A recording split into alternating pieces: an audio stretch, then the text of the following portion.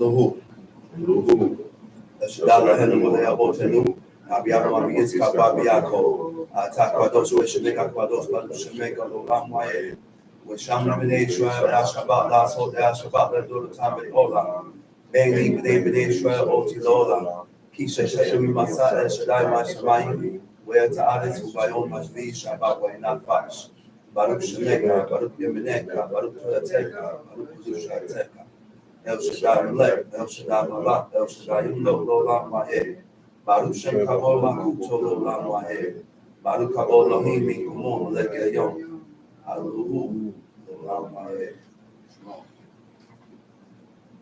First of all, I'd like to give all honor and praise to the God of Abraham, the God of Isaac, the God of Jacob, the great, mighty, and revered God, the Most High God, who bestows his loving kindness and possesses all things, who remembers the pious deeds of the patriarchs, the Most High, slow of anger, great in kindness, forgiving iniquity and transgressions, who by no means clear the guilty, visiting iniquities of fathers upon the children to the third and fourth generation. The Most High's work is perfect for all his ways of justice, the God of faithfulness, and without iniquity, just and right is he. You may be seated. Giving due respect and honor to a head in Israel, Chief Eleazar, to the chiefmen, princes, brothers and sisters, I say unto you the tongue of my forefathers, Shabbat Shalom. This is the last day of the Feast of Unleavened Bread. And we observe these days.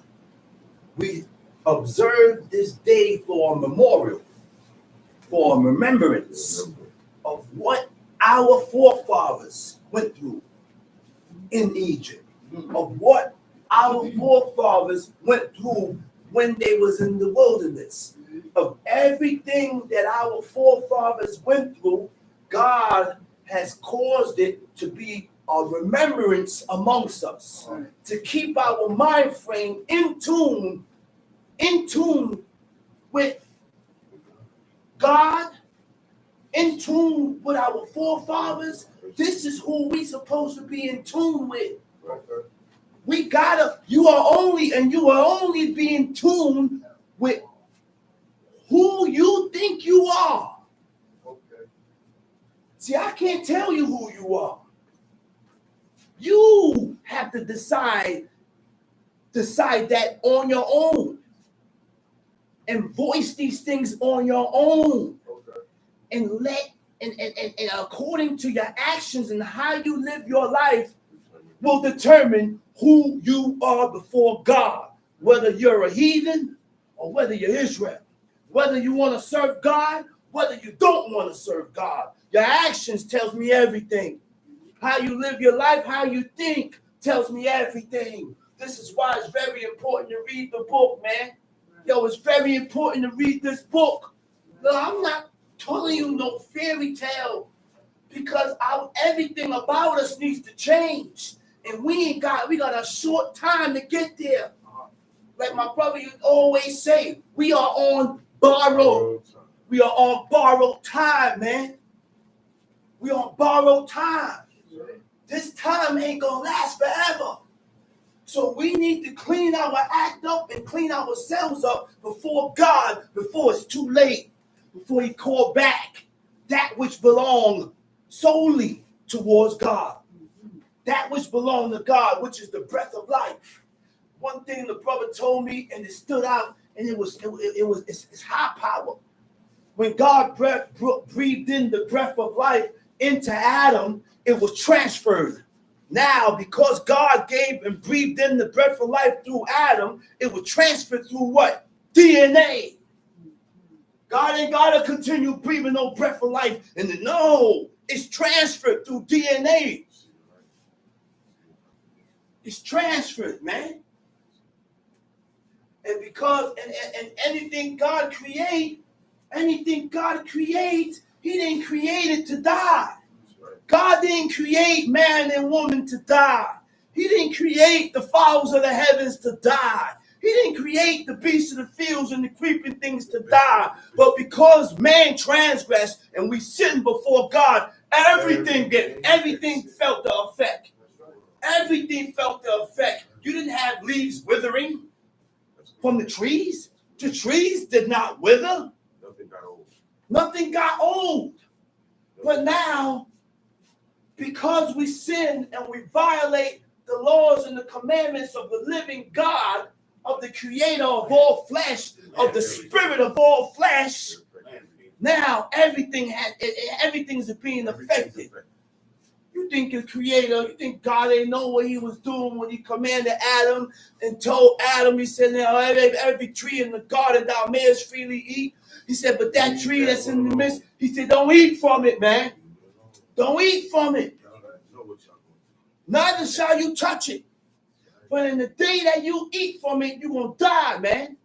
And because of that, everybody must die. Everything goes. Everybody must die. I don't want to die. I don't want to leave this earth. No, it ain't nothing wrong with feeling that way. It ain't nothing wrong with feeling that way because Hezekiah did all of God's commandments. Hezekiah did all of God's commandments and he didn't want to die. But it's a sad thing. Think about it, man. If you really sit and think, it's sad, man, that we're born, you live your life, and then next thing, you're not here no more. The memory is gone. Everything about you, gone. You're done. Done. No more. It's sad, man. That's not what God didn't want. God ain't want that. God ain't want that. That wasn't the setup of God. He created us to live forever. So now, because of Adam eating from the tree of knowledge of good and evil, God, because he gave every man a choice. Everybody has a choice. But correlate your choices with what God said. Not because of your choices that comes up in your mind, it means it's right. Lord have mercy. Not because you chose this or the choices that came up in your mind means it's correct. We have all made bad choices in life. We have all made bad choices in life. I made bad choices in life. We have made bad choices in life. This is why it's time to stay on point and stay in tune with God. Stay on point and stay in tune with God, man. And the only way to stay on point and stay in tune with God is by taking heed to these laws, commandments, and statutes. Then when you make these bad choices, you need to ask yourself, what caused me to make these choices? What did I do in my life that caused me to make this evil, atrocious thoughts and choices? What caused me to do that? And then you got to be truthful with yourself. Be truthful with yourself. Has it been better or worse? Was this choice bad or was it a good choice? That's the only way we will be able to make some justified corrections with ourselves. We must be truthful with ourselves. Got to be truthful with ourselves. Let's go into Exodus 20. Exodus 20 was the first laws after coming out of Egypt from serving the Egyptians for 430 years. These laws was given to us right immediately. And every law that we read in the book stems from that 10. That's correct. Every law that we read in the book stems from the 10 commandments. The 10 commandments that came straight out the mouth of God. Straight out the mouth of God, man. These were holy laws coming from a holy God, which will cause you to be a holy people. That's why God gave us these holy laws. He said, you, O nation of Israel, he said, I have differentiated you from the neighboring nations, from the nations round about, which means what? The nation of Israel was my peculiar treasure. Huh? The apple of my eye. Huh? The nation, the son that I have desired. Huh? Who? The son. And I ain't talking about JC. I said the son that God has desired was the nation of Israel. the nation of Israel, which came out the line of Abraham, who was his friend. God called him his friend. And Abraham didn't even know that God called him his friend. We don't know our standards with God. I said, we don't know our standards with God. How he look at you. How he choose you. Why he look at you. If he despises you. If he likes you. We don't know. What he calls you. What he calls you. Huh? We don't know. Talk about it. We don't know. But Abraham was categorized as God's friend. Yeah. You know why? Because you didn't read too many times, and you didn't read where Abraham questioned God. No. You didn't read where Abraham questioned God. He honored and respected God so much. This is the heights of worship that you don't question. Maybe we're going to get into that later, man. That's the heights of worship, man. If you worship, to worship God, you don't question what you read. I said you don't question what you read. But to do this, but to realize this, you got to believe God. You got to believe in the God of Israel, the God of Abraham, the God of Isaac, which was his name forever. He said, but my name, Yod-Heh-Wav-Heh, was I not known to them. He didn't make his known. I didn't appear to you as with that name. Yeah. Because that's the incommunicable name. Yeah. That's the name that ought not to be mentioned. That's the name that's not to be made common. And when you use it often, you done made the name common, like a regular speech. Regular speech. So it's not holy. See, it's not holy when you... Huh? Let's go. Exodus chapter 20. And God spake all these words, saying, I am the Lord thy God, which have brought thee out of the land of Egypt. God spake all these words, saying, He said, I am the Lord thy God. Introduction. Introduction. Before I get into any law, I got to introduce myself. Because these people lived in Egypt for 430 years. Right. And they don't know who God is. They don't know who I am. And God knew that. So God also knew that he had to deal with these people in a different way. Or in a different manner.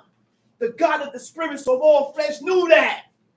That's why he had to keep multiplying and multiplying and multiplying his mercy. Because he realized that I'm dealing with a people that don't know who I am. I'm dealing with a people that served other gods for a very long time. 431 years. This is how they was going. Huh? So he dealt with them with a certain temperament. Sometimes God will get angry at them, and he ain't did them nothing. He ain't did them nothing. Not every time you get angry, an action has to come behind your anger. Huh? I said, not every time you get angry, an action has to come behind your anger. Sometimes you got to learn to swallow it. Sometimes you got to learn to swallow. That's what God did. I said, that's what God did. He said, you tempted me 10 times, and I ain't punished you and visit you for those 10 times you violated me. Huh? Those are godly traits. Read the book and learn the ways of God and start applying it to yourself, or else die. That's it. Plain and simple. Good or evil, life or death. Choose the ways of God or die. That's it. But you got to hope and pray that God reveal to you and show you this. Hope and pray that God reveal this to you and show you. Why? Because he deals with every man according to their actions. He deals with every man according to your thoughts. So according to your actions and according to your thoughts, it depends whether or not God will reveal certain things towards you. Let's read it. I am the Lord thy God, which have brought thee out of the land of Egypt. Yes, I am the Lord thy God. Which have brought thee what? Out of the house out of the land of Egypt. Out of the house of bondage. Out of the house of bondage. What is bondage? Slavery. Because there arose a Pharaoh that knew not Joseph, didn't give a hoops about who Joseph was, didn't care about Joseph, and he started revving it up. He started revving it up. And that was the only reason why the nation of Israel cried out to God. Because it wasn't sweet there no more. It got hot. Realize that the so-called Negroes that lives in America are not crying out to God. All right? We're not crying out to God. Less than 1%. You know why we're not crying out to God? Because we have become comfortable. That's right. We're comfortable now. Because there's nobody over you with an iron rod. But yet, the nation, or the so-called nation, want to keep talking about they're in slavery. Well, this is the sweetest slavery I ever been in. This is a nice slavery here. What? I ain't got nobody over me, beating me, telling me to make straw and make bricks and doing this. I could do what I want to do. This is the sweet slavery. We got to realize that this is not slavery. All right? This is not slavery. And I notice you have not been doing your homework because I told you to look up the word exile. This is what you call exile. Exile. You know what exile means? Exile means what? Forced removal from one's country or home. Forced removal from one's country or home. Does that sound like slavery? Who forced us out of there? I said, who forced us out of there? God got us up out of there.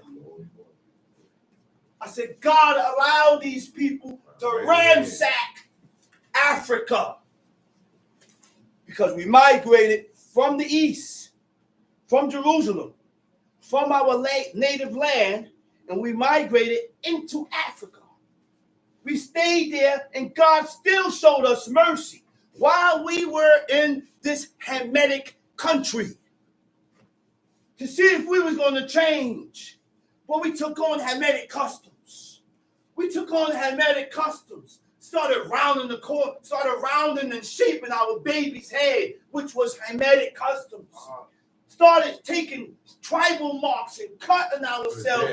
We blended in to Africans. Get that out of your mind, man. We not no blasted Africans. That was Ham. Shem, Ham, and Japhet. Japhet migrated into Europe, which was a large continent. Ham migrated into Africa, which came about all those 7 nations. Canaanites, Perizzites, Hittites, Ites, and all the Ites came out of Ham. Egyptian. And Shem stayed in Asia. We migrated into Africa. From Africa, God commanded these people to ramshack Africa. Take us out of there in ships and travel all over the place. Drop off, drop some here. Stop here, drop some here. The last stop was the Americas. Sad. Separation. You got separated from your wife. The woman got separated from the children. Brothers got separated from brothers. Sisters got separated from sisters. And the Massa had his way with us. Massa had his way with us. Better not add the T in there. Massa. It was just Massa. Massa. No name, no nothing. Just Massa. Now he started turning the slaves against the slaves. in-house slaves. Light-skinned Christians. Oh, I ain't messing up my job, old Negro. Yeah. I got a good job. Keep it going. Master love me. Yeah. He gives me the scrapes. He gives me everything that he don't want. And I eat that. Now, the in-house slave starts telling and snitching on his own people to keep his position, to survive.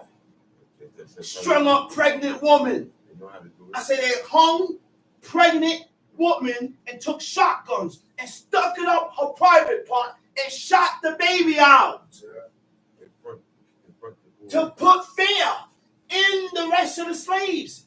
That was a tactic first used by God. They're born. I said that was a tactic first used by God. God said, this guy violated. He said, bring the whole nation out. He said, stone them with stones so that the nation may hear and fear and do no more such evil. Now, you're going to think before you violate the master. Because you seen what happened to this. You saw what happened. That works for everybody. You saw what happened, man.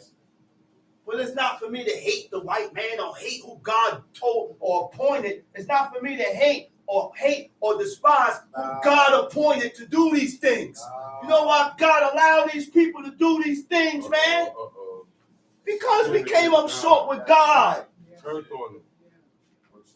Because we came up short with God, man. We got to keep our mind on the laws and the commandments of the living God and make yourself accept. Make yourself start building some type of feelings. Start building some type of emotions. We got to build that within ourselves. Start building our own feelings and emotions within ourselves for God. Huh? This is what time it is, man. This is what time it is. Brothers want to talk about me going back home. When? When? How? How? If we do, well, we are supposed to go back, but not in this life. This way, not this way. Guess what? The only way you go back, you better go buy you a plane ticket. I would like to get me a plane ticket to go to Jerusalem, to Dimona. And You're a tourist. Just remember that. A tourist. You are It's not your land right now, man. You are a tourist. We are on borrowed time. I don't know the day of my death. Because when God called my name, it's time to go. Ain't nothing you gonna do to hold that spirit. He said, who got the power and the strength to hold the spirit, to retain and hold that spirit when God called for it? So before God called for your spirit and call your name, we gotta be right with God. We have to accomplish everything that we was put here on earth to accomplish, which is the laws, commandments, and statutes of the living God. That's our whole duty, man. I said that's our whole duty. Let's read. Verse 3. Verse 3. Thou shalt have no other gods before me. Thou shalt have no other gods before me. Huh? Don't put nothing before God. Don't put your wife before God. Don't put your children before God. Don't put your brother before God. Don't put your sisters before God. Don't put your aunts and your uncles before God. Nobody comes before God's laws, commandments, and statutes. Nobody. He says, what? Read that again. Thou shalt have no other gods. Thou shalt have no other gods before me. Now, how do we put, or how do we have, or put other things or other gods before the true and living? Huh? The word for other is what? Acher. Aleph, chet, resh. It means to go after. You should not go after other gods. One of the signs of a person going after other gods is when you have retained the same views as them. the same you are. You think like them. You walk like them. Everything is like them. You're not going after God. You're not going after the true and living God. It also means to resemble, to be like or similar. That's why I told you when the brother woke up and had to go home and change your clothes. Go home and change your clothes, man. Looking like a penguin, suit and tie. And everybody in the congregation looking at him about the brother is clean. No, he ain't clean. You are resembling the heathens. You look like the heathens. God didn't give us suit and ties. God gave us robes. That was the attire of the ancient. That was our attire. Huh? That was our attire. The ancient. Robes, garments, mantles. So when we dress any other way, those are what you call foreign apparel. That's right. Foreign apparel. It don't gotta be name brand. It don't have to be name brand. Right. Just put on anything that God didn't give you, and you look like them. You're similar. You resemble them. But people say that foreign apparel is when you have the apparel, when you have apparel with idols or images or no, the book ain't say that. He said Achan took what? The wedge of gold and a Babylonian garment. The first world wore robes. I said the first world wore robes. It was just a different fashion. And God was against those fashions. The fashion of the Babylonian fashion, Canaanite fashion, all these fashions from all these different deities, from all these different nations that God told us not to wear and dress like. He said, don't dress like them. Don't look like them. Don't think like them. Don't serve like them. We ain't do nothing like these people, man, because God gave us a law, commandments, and statutes to differentiate us from the neighboring nations, to sever us from the neighboring nations, to separate us. We are different. But you know why? I said, you know why, Brother Joshua? You know what's the problem, Brother Joshua? We don't look at ourselves as different. How do you look at yourself as? Huh? It all depends on the mindset of you people. How do you view yourself? Because I know how I view myself. I'm different. Yeah, I'm different. I'm separate. Yeah, I'm separate. I'm set apart. Yeah, I'm set apart. Huh? I'm sanctified. Yeah, I'm sanctified. And God said for me to be holy. He said, because I, the Lord your God, am holy. He said for me to be like God. And the only way to be holy is by reading this book. You got to read this book and start applying and apply and apply and apply. Soon you don't apply so much. You done apply so much to your daily lifestyle that you done drew the attention of God towards you. Now you got his eyes looking on you. Wait a minute. We got one. I said we got one. Look at this guy here. Now God is watching you now. Uh-oh. Now once you get God's attention and he watching you, when he see you about to make a wrong move, guess what? Cut you. Get back in line. You look, you about to make it up. Get back in line. You done messed up drawing my attention towards you. Brother said, be careful. That's right. It ain't no light thing, brother. When you have drawn the attention of God towards you, it's dangerous. Dangerous. Be careful. You know why you got to be careful? Because everything you do, he's watching you. Right. He's watching you. You're under the scope now. That's right. You're under the scope. Let's read it. Now, hold up. Now, the word for other also means to be like. Right? When you are like the heathens, guess what? When you are like them, you begin to feel attraction according to what attracts them.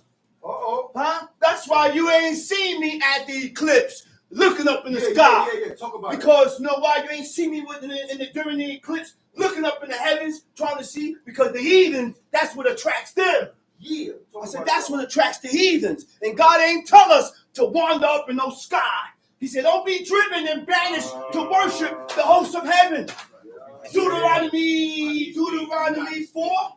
Deuteronomy 4. He said, don't be dismayed at the signs of heaven. I said, don't be dismayed at the signs of heavens. So it's an eclipse.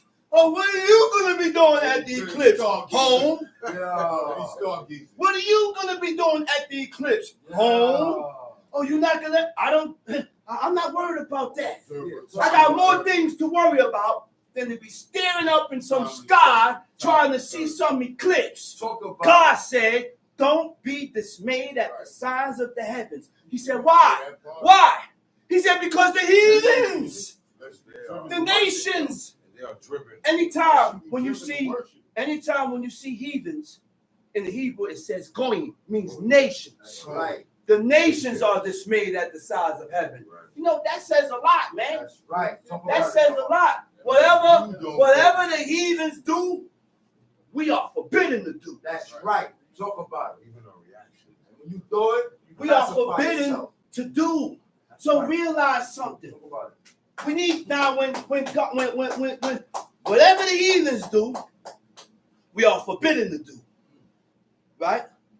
So we need to be careful of our celebrations. That's right. And our traditions that is compared, our celebrations and our traditions that are compared to what the heathens do. There's no different versions. Talk about it. No, that's that version word, man. There's no different versions. He says to feel attraction towards or to take pleasure in. To take pleasure in means your enjoyments. My enjoyments and what I enjoy doing is different from yours. Oh, nations.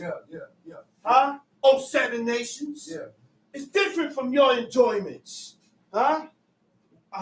To regard. Huh? To regard means what? To approve or to feel inclined to. Huh? To regard means what? A feeling of respect. A feeling of respect or affection for. A feeling of respect or affection for. Affection goes into your emotions.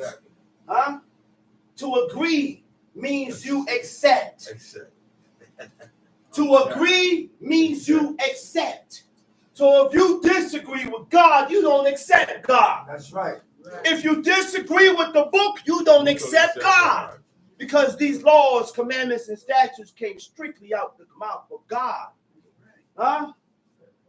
So if I accept you, I agree with your actions.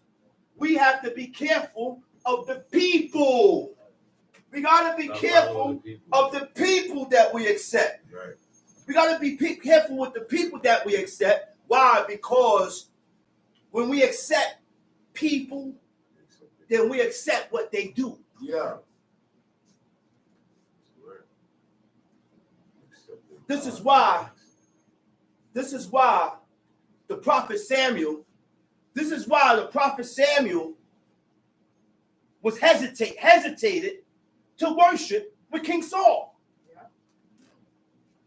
Why? Because God rejected him. God rejected King Saul because he didn't hearken to the commandment of God. And he realized that God rejected him. So when he asked Samuel to pray with him, to worship with him, he said, no. He said, God has rejected thee. So we got to be careful with who we pray with. We are not connected to God like Samuel was connected to God. So basically, we don't know who God rejects or he accepts. So I have to base this thing here according to your lifestyle and how you live according to the laws, commandments, and statutes of the living God. So if I see you a flake with his laws and his commandments and his statutes, and you profane the Sabbath day, don't get mad if I don't pray with you. That's right. I said, don't get mad if I don't bend the knee with you. That's right. Why? Because you do things that I respect and uphold. You do things that I respect and uphold, that God command me to respect and uphold. So I can't pray with you. Why? Because Samuel didn't pray with Saul. Yeah. I said, the prophet Samuel didn't pray with Saul. But Saul said one thing that counted. He said, honor me now in the sight of the people. And because he said that, Samuel went and worshiped with him. What do we mean by honor me in the sight of the people? The people cannot see two heads clashing. So the people can't see this. This is the king and a heavy prophet. And they're in disagreement, which means the nation cannot see this. We can allow the nation to see this. Okay? Which means if we have a camp and we got two heads, the congregation can't see the two heads clashing. We got to take this behind the door, behind closed doors. Because that's going to separate and put dysfunction within the midst. That's right. That's right. I would say it looks weak. That's right. It said to agree means you accept. So if I accept you, I agree with your actions. That is against God. When you agree with a person, you are in agreement in opinion. You are in agreement with his feelings. And you are in agreement with his purpose. Let's read it. Verse 4. Thou shalt not make unto thee any graven image. Thou shalt not make unto thee any graven image. Now, graven image. Let's go into graven image. Now, what does graven image means in the Hebrew? It means a fesel. The Hebrew word for a graven image is fesel. It means an idol, right? Now, what is an idol? An idol is a false god, right? An idol is a false god. A likeness of something or form or appearance visible without substance. You know what without substance means? Without substance means without life. Without life. Okay? So before I get into that, I'm going to read something for you to open your eyes to certain things. Open your eyes to something, right? I'm in Apocrypha, Wisdom of Solomon, chapter 14, verse 7. Wisdom of Solomon, chapter 14, verse 7. That way, the people online can hear where I'm getting the information from, because it lets you know that I'm not talking this off the side of my head. I don't say things that comes to my mind. Everything that I say, you can read it in the book. That's correct. Everything. Wisdom of Solomon, chapter 14, verse 7. It says, for blessed is the wood whereby righteousness cometh. You know how you say, blessed is the wood whereby righteousness cometh? With the wood, I can build an altar. With wood, I can build a house.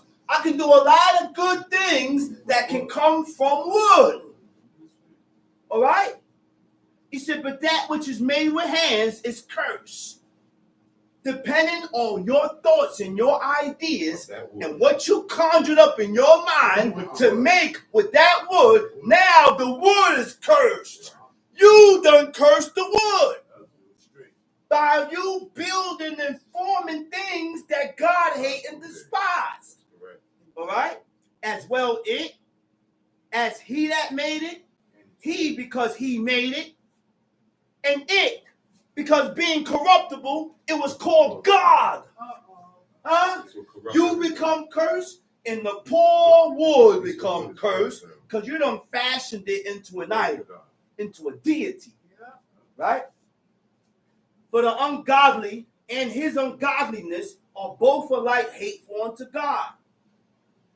Ungodliness? Ungodly? What is ungodly? Do we know what it is to be ungodly? Do we know what it is to be ungodly? Because when God has pointed the finger at us and put us in that category as being an ungodly one, the hatred starts.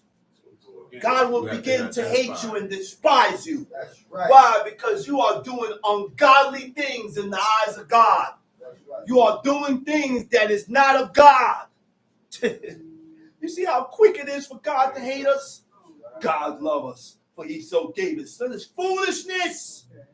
Foolishness. Don't believe these fools. Don't fall for it. That's right. We are doing things that is ungodly and contrary to the Most High God. That's And when right. we do these things, God hates us. Literally.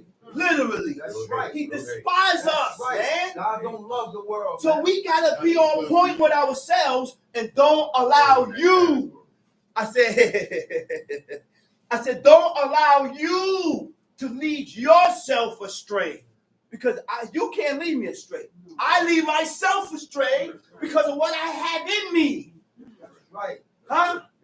He said the grain of evil seed was sown in man, in the heart of man. Huh? In the heart of man. The very day that Adam ate from the tree of knowledge of good and evil.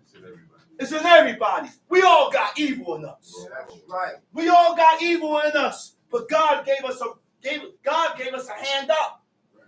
He said, rule it. I can rule my spirit. And I have the power to rule my spirit. But the only way I will maintain that power and that strength to rule my spirit, I got to strengthen myself with God's laws. I got to strengthen myself with his laws, commandments, and statutes. Okay, so check this out. Again, Wisdom of Solomon, chapter 14, verse 9. For the ungodly and his ungodliness are both alike hateful unto God. For that which is made shall be punished together with him that made it. So all the idols and the deities that we don't form with wood and stone and stocks, God gonna visit them and he gonna visit you like he did Egypt. Therefore, even upon the idols of the Gentiles shall there be a visitation. He gonna visit JC. He gonna visit Lulu.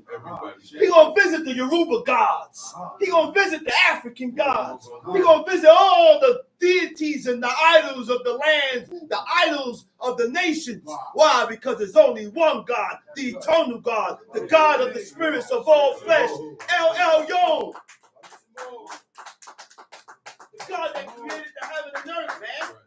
It's only one God.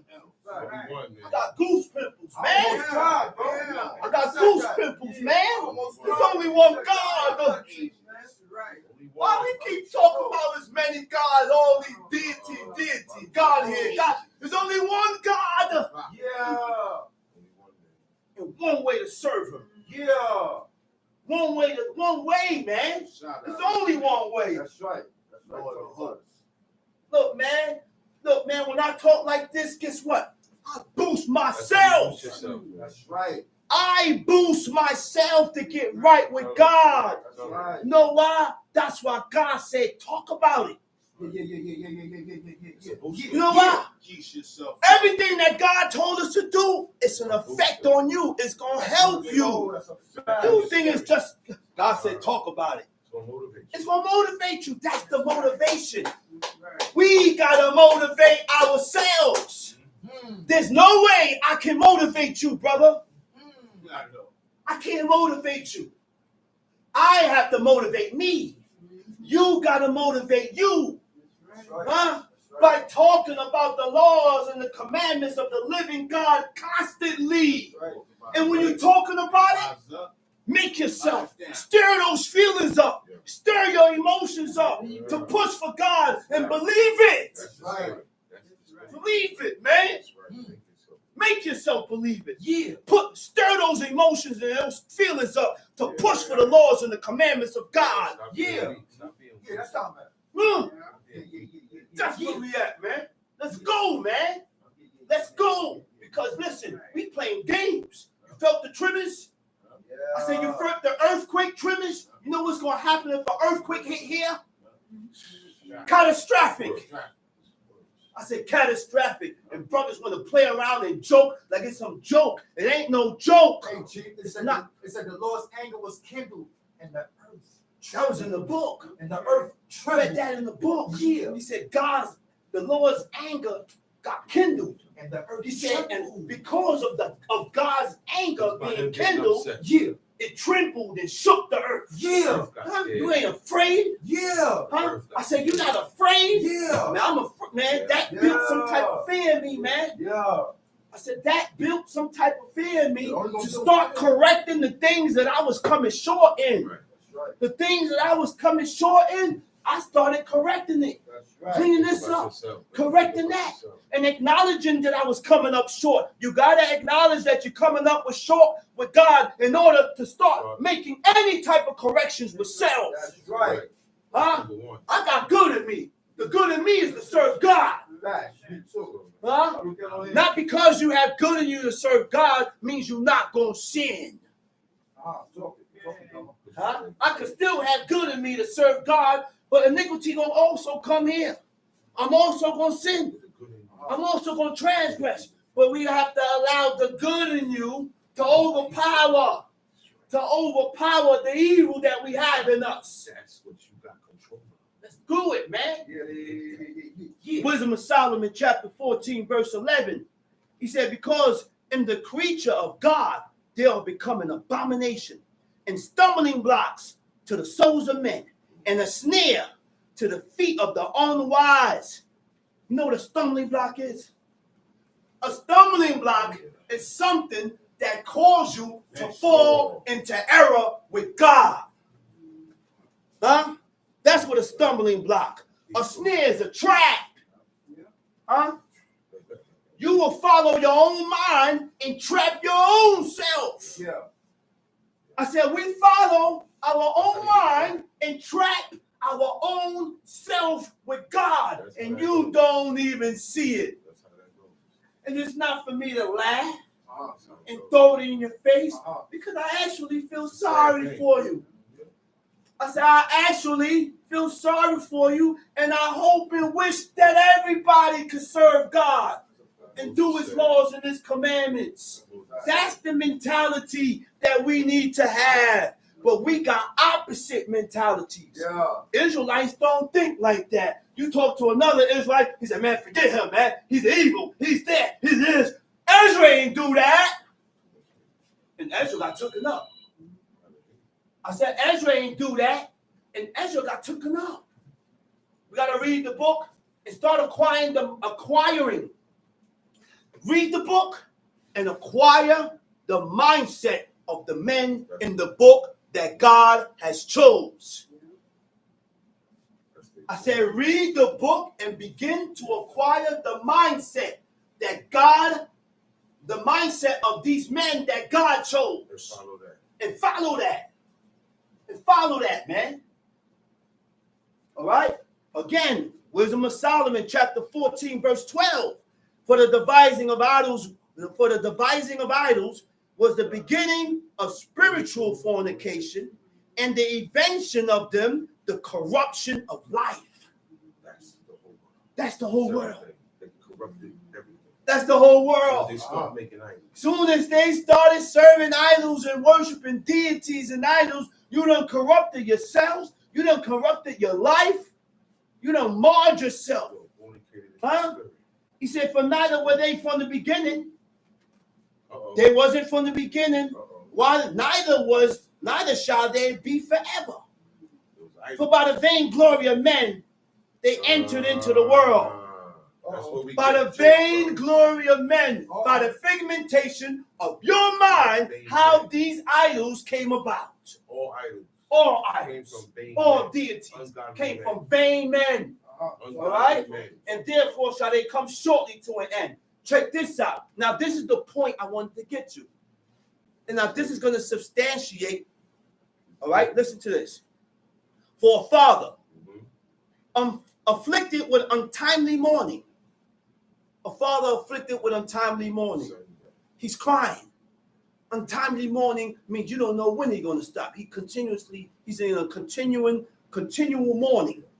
He said when he had made an image of his child.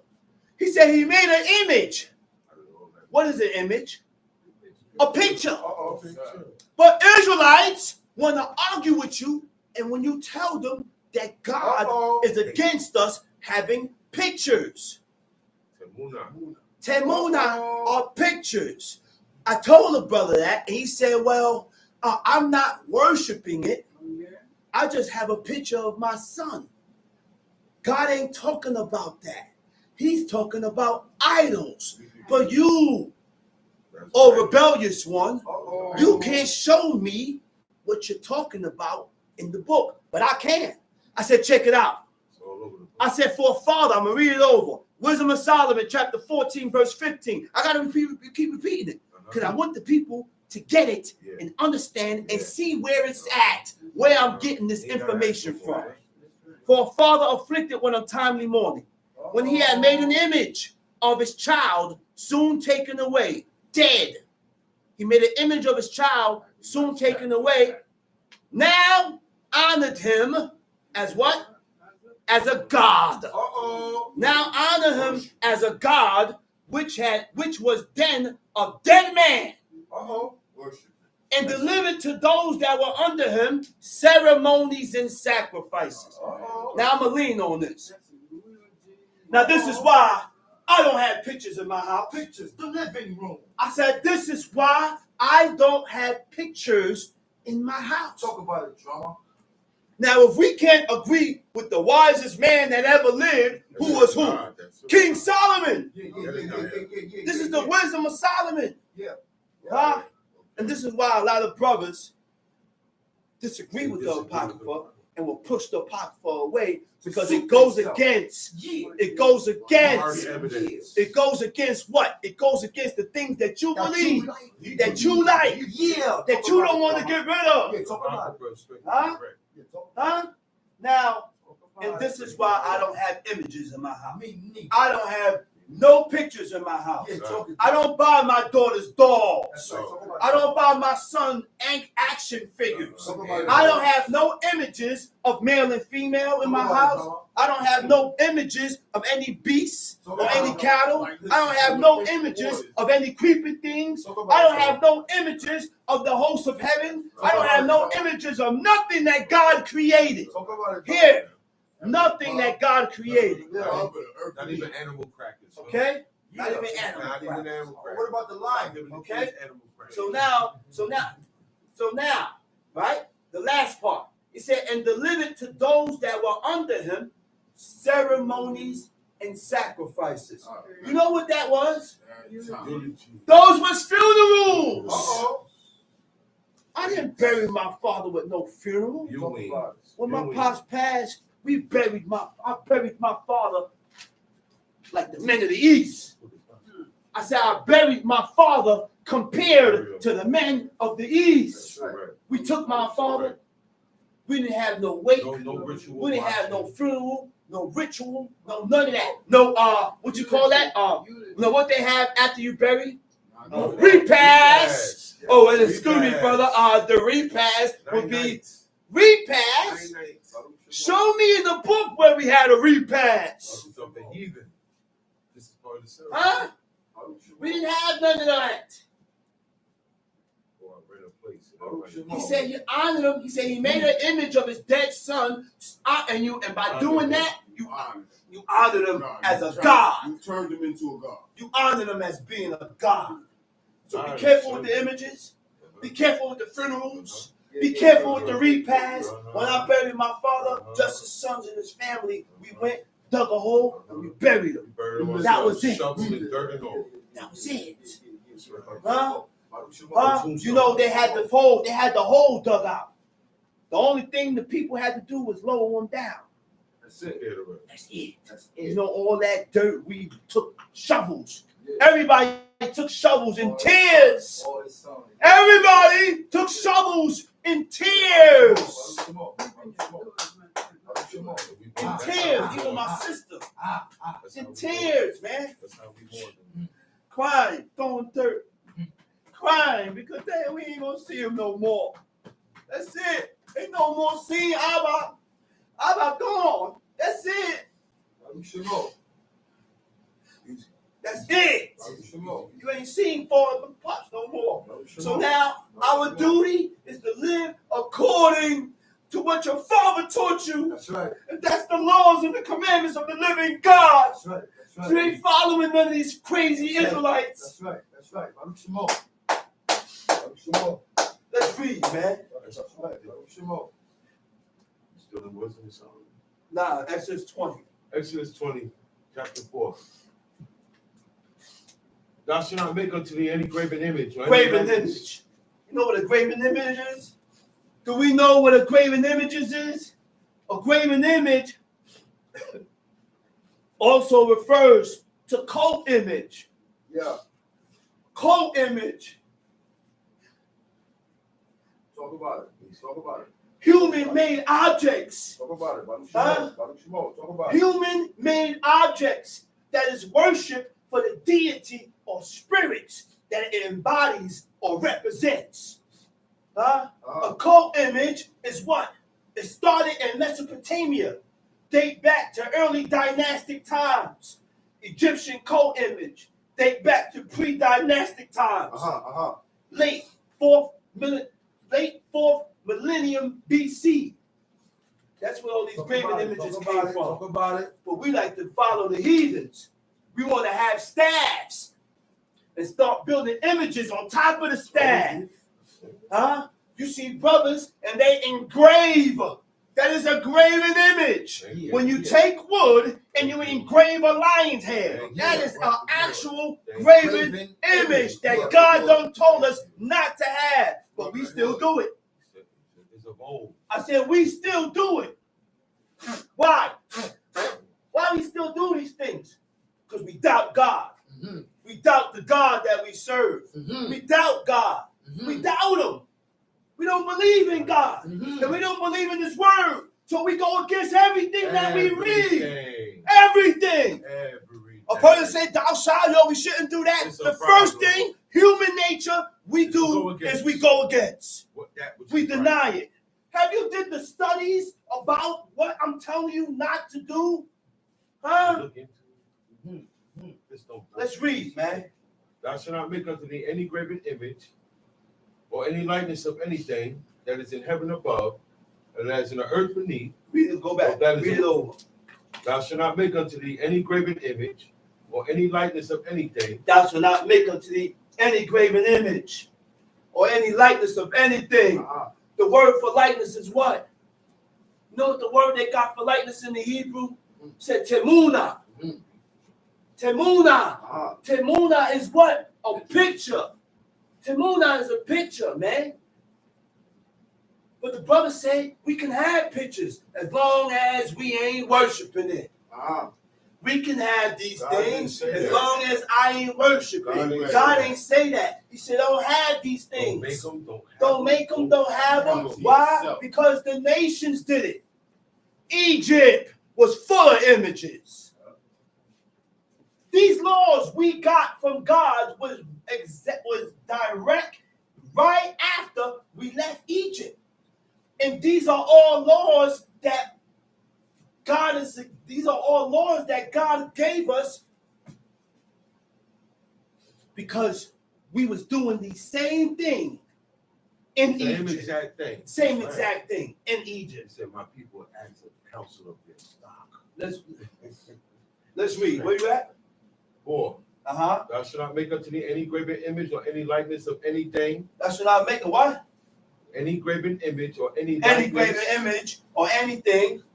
Or any likeness of anything that is in heaven above. That is in the heaven above. Or that is in the earth that is beneath. In the earth beneath. Or that is in the water under that is the in earth. The water under the earth. I don't want no images of no man. I don't want no images of what's on the earth. I don't want no image that's in the heavens. I don't want that's in the heavens above. I don't want no images of what's in the waters. Don't bring no images in my house. My father taught me, when in doubt, do it out. You know why? Because when you do it out, when you do it out, you stay clear. That's right. But if I still continue to do, and I may be wrong, you are at fault with God. You don't know. So it's best to stay in the clear. It's best to stay in the clear with God. Let's read. Thou shalt not bow down thyself to them. Thou shalt not bow down thyself to them. To bow down, tistakawe. Tistakawe means to prostrate. Tistakawe means to worship. Tistakawe means to pray or worship. Right? Admiration. Adoration. Huh? Worship also means it's a type of divine respect for God where you don't question. There you go. Where you don't question what you read about God. Which means if I truly worship God, I'm not going to question what I read in the book. What God says. To serve means to comply to the command and demands of. Go ahead. Thou shalt not bow Bow down down thyself to them, nor serve them. For I, the Lord thy God, am a jealous For I, God. the Lord thy God, am a jealous God. What is jealous? He said God is jealous. When we turned against God and gave his praises to idols and deities, God was jealous. And because of the jealousy of God, his anger got stirred up and he did us dirty. That's why God did us sin. Because we made him jealous. He made us jealous. Yeah. Jealousy means what? Intolerant of unfaithfulness. Intolerant means what? God will not accept. I said the Creator will not accept behavior and opinions, ways that are different from their own. Different from their own. Tamshi, what is unfaithful? Hold up. Unfaithfulness. False to duty and obligation. We have a duty. We have a duty. We have an obligation. We have a duty. He said, what's the whole duty of man? What's the whole duty of man? To fear God and keep his commandments. But that is the whole duty of man. That's our whole duty, is to fear God and keep his laws, commandments, and statutes. But we have been unfaithful with God. We turned against God and started living according to our own ways. We started doing our own thing. We turned away from God because I got angry at you. I'm tight with you. So because I'm angry with you, now I'm angry with God. Because I stopped doing the things that God expects or require of me. Tamshi. For I, the Lord thy God, am a jealous God. For I, the Lord thy God, am a jealous God. Visiting the iniquity of the fathers. The word for visit is paquad. Paquad. Paquad means to visit. Paquad means to remember. Paquad means to command. He said, I will visit the father's sins upon the sons. I will remember the father's sins upon the sons. I will command the father's sins upon the sons. But the only way the son can protect himself, he has to walk uprightly with God. Ezekiel 18, Ezekiel chapter 33. When the son has walked upright with God and the righteousness in doing righteousness, he will not visit the sins of the fathers upon the son. That's what stopped it, because you have become the repairer of the breach. We gotta be the repairer of the breach. Who was the repairer of the breach? My father. He was the one in his whole family line that turned to God. That's right. Now we, being his sons, being his daughters, we have to keep this going. That's right. And not revert back to the ways and the customs of our forefathers, of the world. Tamshi. For I, the Lord thy God, am a jealous God. For I, the Lord thy God, am a jealous God, visiting the iniquity of the fathers upon the children. Unto the third and fourth generation. Unto the third and fourth generation. Of them that hate me. Of them that hate me. The word for hate, it means lesonai, right? Lesonai. Lesonai means my enemies. So we want to know what are one of the ways that we have become an enemy of God. How do we become an enemy, or how have we became an enemy of God? So now I'm going to read one thing to you. I'm going to go to Micah chapter 2. I'm going to go to Micah chapter 2, verse 7. Right? Micah chapter 2, verse 7. He said, I got it. He said, "Oh, thou that are named the house of Yaakov." Huh? He ain't talking to no other nation. He ain't talking to nobody else but Jacob, but Israel. The reason why God chose Israel was because of Abraham. Abraham was a righteous man. Abraham was a man that did not sin. Most I said, Abraham, Father Isaac, Father Abraham, and Father Jacob. He said there was no sin found in those three men. God said that. Oh, you don't believe me? Oh, you don't believe me? He said there was no sin found in those three men. You ever read the prayer of Manasseh? I said, have you ever read the prayer of Manasseh? Let's read that. I'm going to read it for you right now. He said, "Oh Lord, that art the God of the just." He's not everybody God. That's right. He's not everybody God. Say it again. For this God to be your God, you got to be just. Cold. That's right. Talk about it. You got to be just. You got to be pious. You got to be righteous. Huh? Has not appointed repentance to the just. There's no reason for a just man to repent. Because he was perfect with God. And he performed all the laws in that book that God has required of us to perform. That's right. Yes. We don't know the positions we put ourselves in with God, man. That's right. Anything that we do in life, we always got to put God first. That's right. Got to, man. That's right. Your mind got to go back to what God says. Because sometimes we start doing things and we make moves and we don't think about God and His laws. Then we put ourselves in positions to where we can't fulfill the commandment of God because you put yourself in that position. You don't have to stay in there. We cannot put ourselves in positions where we cannot perform the laws, commandments, and statutes of the living God. Don't stagnate yourself. Huh? Don't stagnate. That's why.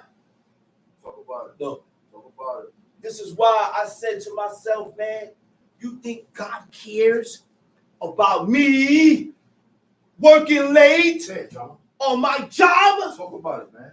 Oh, Lord God, I'm unclean. I'm unclean, God. But I got to work late. Talk about it. Talk about it, You man. know what God's saying in the heavens? I don't care about you, Shama, working late. Talk about You are unclean. You need to get back home and wash. You know, guess what? And if I don't wash, it is iniquity imputed in me. That's right. God not going to give me a pass. No, it's no such thing, It's an man. automatic thing. It's no such. It's an automatic thing. God not going to give me a pass. Yeah. It's automatic. Yeah. So I got to do like my pop showed me. Yeah.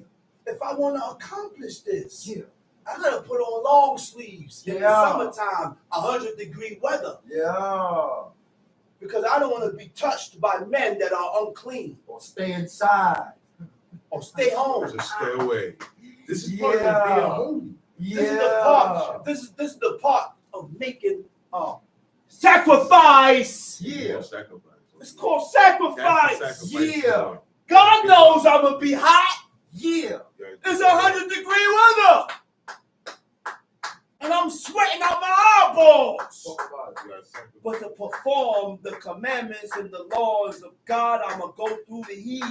Talk And I'm about gonna it. go through the sweating, so I don't get unclean, and nobody can touch me. You ain't gonna see me sitting on these buses and sitting on these trains. Talk about it. Why? Because women in her uncleanness have sat on those That's trains. Right. Talk about it. Men in their uncleanness depending on what uncleanness the men have, can right. transfer into sitting down in these chairs. That's right. If a man go into a woman on her nidata and her ministration, touch that man, whatever he sit on, whatever he lies on, is unclean. That's right. If the man have a running issue, when you look it up in the running issue, the Hebrew it says zab. Zab means a trickle, a leak, goes into venereal disease. What causes your genital to leak?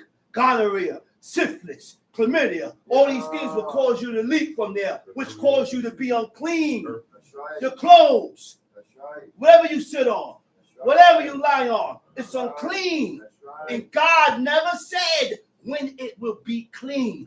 Right. Nowhere in the book says the chair will be clean when the man becomes clean. Nowhere. That's right. But we got to stop adding on to these things. That's right. We got to stop adding on to these laws, commandments, and statutes. That's right. To suit ourselves. To suit ourselves. Yeah. Huh? Yeah. Huh? He said, oh Lord, he said, that art the God of the just, has not appointed repentance to the just, as to Abraham and Isaac and Jacob, which have not sinned against me. You hear what God said? Okay, stop arguing. I said, you hear what God said? You hear what God said? And Abraham was a man that served idols. But guess what? You know what counts? And this is why everything backs up what the book says. I have done wickedly before the Lord my God. But in the day that I heard about his laws, commandments, and statutes, I never went back. He never went back. That's the key to righteousness. The day you hear about his laws, commandments, and statutes, don't go back. But we always go back and forth with God. We always go back and forth with God, man. We back and forth with each other. 1 minute I'm cool. Man, the next day, he chopping me up. We got to learn to remain one way with God. We got to learn to remain one way with each other. Where we at? Exodus chapter 20. Verse 6. And showing mercy unto thousands of them that love me and keep my commandments. You see where the mercy goes? I said, you see where the mercy goes? He said, to thousands of them that love me. Oh, I didn't even go into the part where I was supposed to go to. I done jumped around and I skipped. Okay, remember what I said about enemies, right? And I said, how do we become an enemy of God, right? And I said I was going to go to Micah 2. So let me show you that first. Micah chapter 2. He said, O thou that art named the name of the house of Jacob, is the spirit of the Lord straitened? Is the spirit of God straitened? What do it mean straitened? He says, is the spirit of God restricted? Is the spirit of God confined? No. No. Never. He said, are these his doings? No.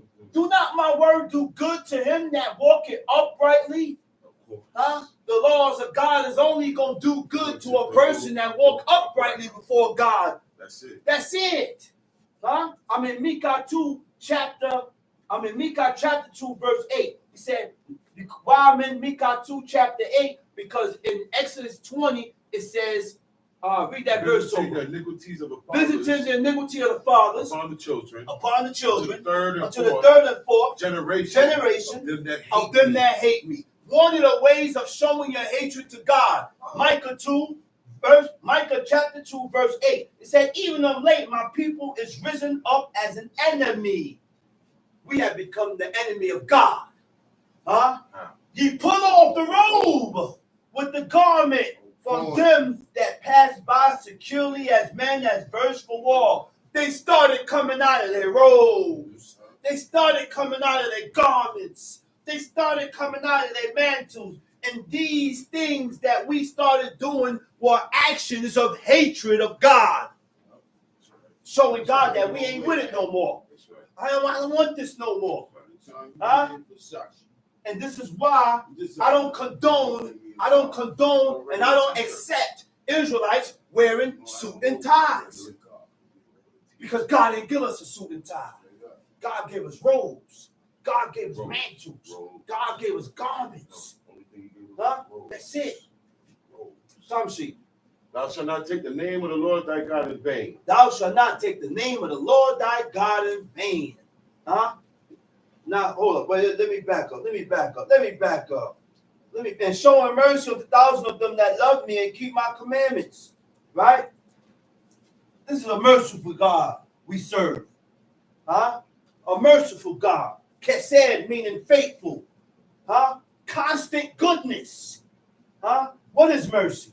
Compassion and forgiveness shown towards someone whom it is within one's power to punish or harm. We need God to multiply his mercies because we are sinful people. Because, look, all right? Faith, all right? Loyal, showing firm and constant support or allegiance. Steadfast, devoted and loyal to the belief or cause. Now, what is love? And how do you show your love for God? Huh? Affection based on admiration, benevolence, and common interests. Common interests. What is admiration? Feelings of delighted or astonished approbation. What is approbation? Approbation means approving formally. Because certain things you're looking for a person to voice out their mouth. According to what a person say out of his mouth tells me who you choose, what you like, how you think. So certain things needs to be voiced. Huh? Benevolence is what? Having a desire to do good to others. Okay? Go ahead, time sheet. Verse 6, I think we are. Showing mercy unto 1,000 of them that love me and keep my commandments. Verse 7. Thou shalt not take the name of the Lord thy God in vain. For the Lord will not hold him guiltless that taketh his name in vain. Look, we took on the name of God. We took on the name of God. And because we took on the name of God, anytime we violate the laws, commandments, and statutes, we take his name in vain. Every time. Every time. Hallelujah. Go ahead, read. Remember the Sabbath day. To keep it holy. Remember the Sabbath day to keep it holy. Remember the Sabbath day to sanctify it. You gotta remember certain things. Now, how do we keep the Sabbath day holy? Isaiah chapter 58, verse 13 states that we should not be talking of matters. We should not be talking of things that have nothing to do with God. When we venture off into government and things that happen in the government or news, it has personal things, we sin against God. You profane the day. Talk about it, drummer. Exodus chapter 16 states. Talk about it. When God was giving us manna, there was a word in the Hebrew, the English word, he said, you shall prepare on the 6th day, right? The word for prepare is hekinu. Hekinu means to prepare and to arrange. So on Shabbat, I don't arrange sheets. My sheets is already arranged from before the sunset Friday. Everything is arranged and set up from before the sun set on Friday. Everything is prepared from before the sun sets on Friday. I don't do housework. Talk about it. I'm not washing my dishes on Shabbat. What about roaches? I'm not taking a broom and sweep on Shabbat. Talk about it. I'm not taking a mop and mop on Shabbat. If something spilled, paper towel goes on top of it, and I'm leaving it there. You know why? Because I don't have Moses here to explain this, to really explain the intricacy and detail. So I have to play it safe with myself. You choose. How far you how far you want to go with it. That's right. I'm going to take it this far to keep myself right with God. That's right. That's what I want to do. You want to take up a mop and mop that up? Go ahead and do it. Just don't do it in my house. Right. Don't mop in my house. Right. I done seen brothers grab brooms and go outside the camp and sweep in front of the camp. What are you doing?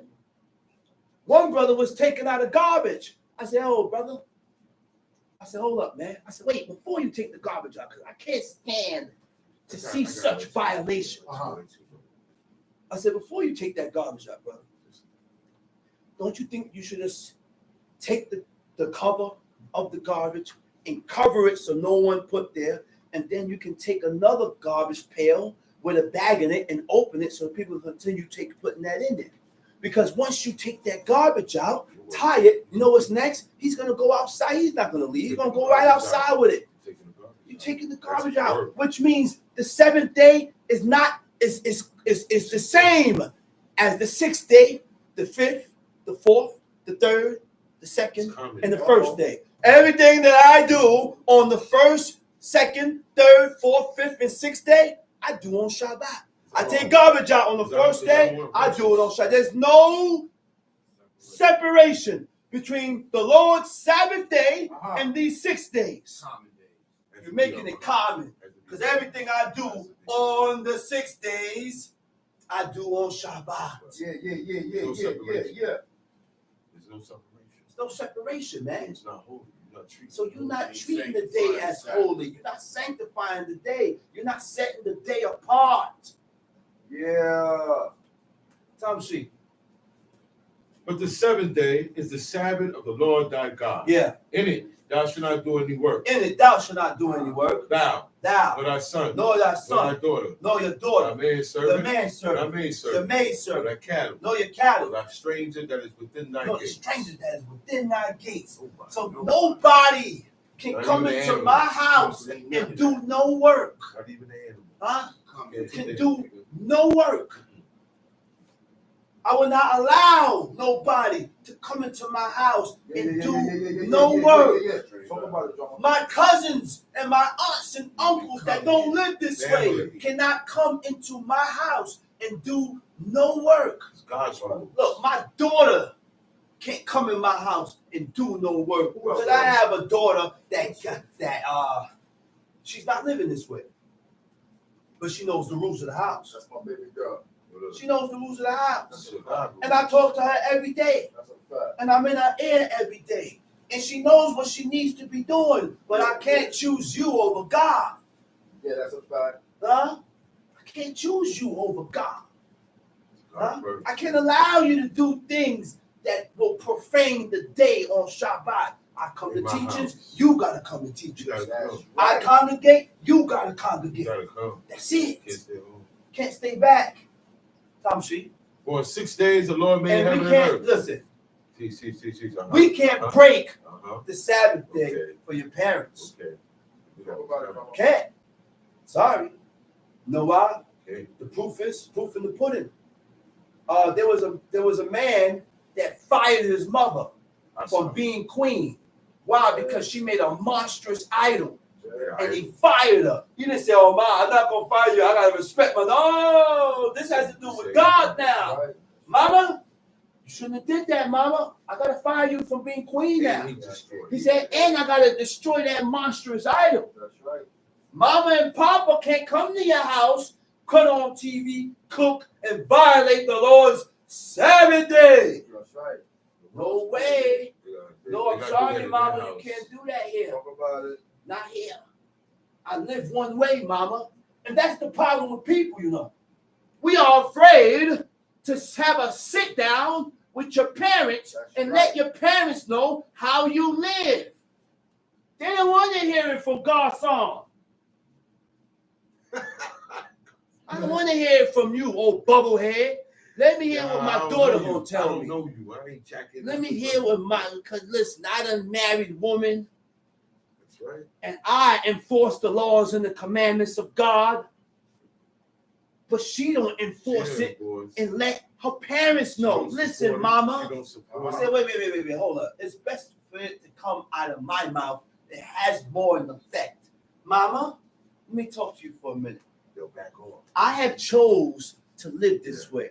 I wanna live this way. No one's forcing me, mama. I wanna live these laws, commandments, and statutes. This is the way I live. So I cannot do certain things. I can't walk certain way. I can't do certain things because God strictly commands me not to do these things. That's right. When your wife has decided to talk to their own parents, then they'll leave you alone. They'll back up. But for right now, so then it look like you being forced.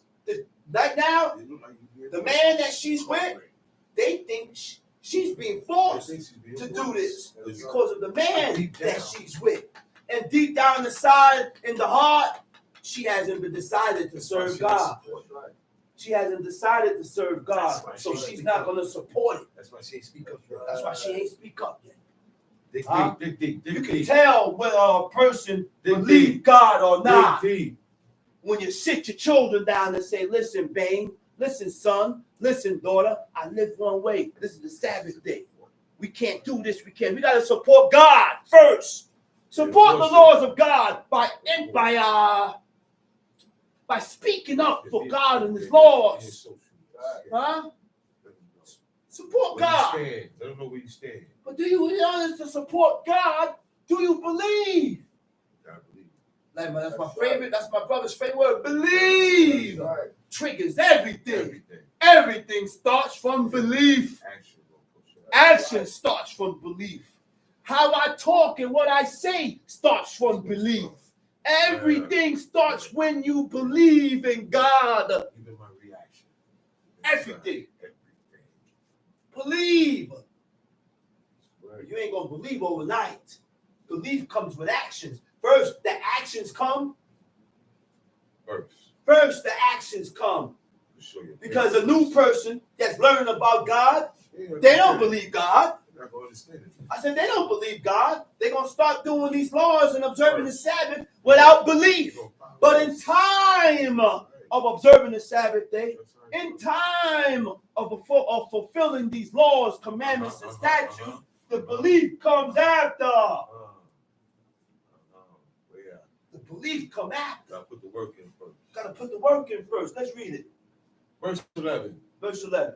For 6 days the Lord made heaven and earth, the sea, and all that in the midst, and rested the seventh day. Wherefore the Lord for 6 days.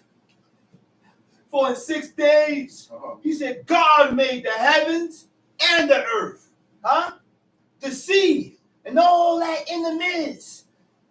He said, but I rested on the seventh day. The word for rested is Yanak.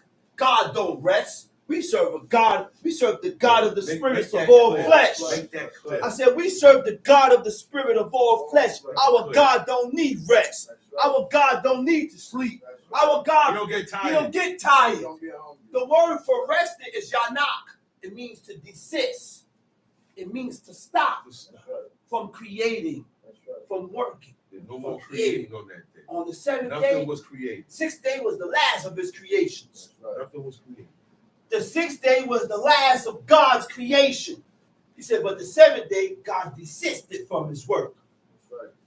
And He separated that 7th day from the rest 6 days. Go ahead.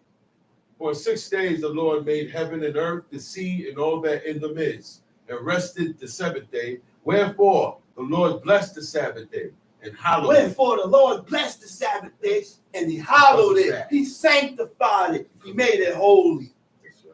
That's why He made it holy. Why was the day sanctified? Because God honored the day first by not creating.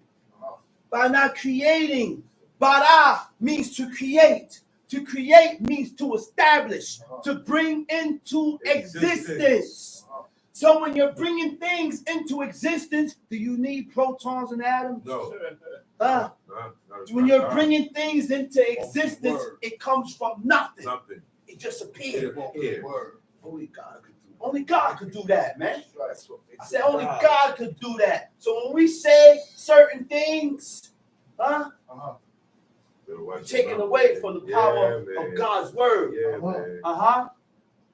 Honor thy father and thy mother, that thy days may be long upon the land which the Lord thy God giveth thee. Honor. See, read that over again. Honor thy father and thy mother. That thy days may be long upon the land which the Lord thy God giveth thee. You know what honor is?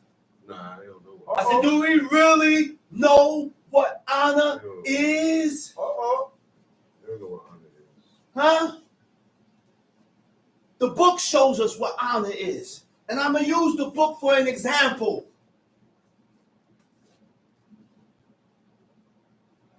Was it David? King David, before he was made king. That was the one that got sent out, and he kept going out looking for a prophet, or was it Saul? That was Saul. He said the cattle and the herds, the cattle that you're looking for is found already. Samuel told him that. Yeah. Saul wasn't going to go back until he found those cattle. Huh? There been times that my father would send me to the store. And he sent me to find, for an example, Vicks Halls. And I would go to one store, and they don't have it, and I come back upstairs and say, the corner store don't have Vicks Halls. So he look at me, shake his head. The first thing he said, you ain't learned your lesson. That's right. That's the first thing my father said. He said, you ain't learned your lesson. He said, so you telling me that that's the only store in Brooklyn? He said, if that store don't have it, what was you supposed to do, son? I stand there. I said, what, Abba? After that, wisdom kicked in. I said, damn. I should have went to another store. But let him know. He said, keep searching for it. Go to another store. That store don't have it. Go to that store. That's right. Then when there's no other store in the area, say, Abba, I covered all store in the vicinity, in the area.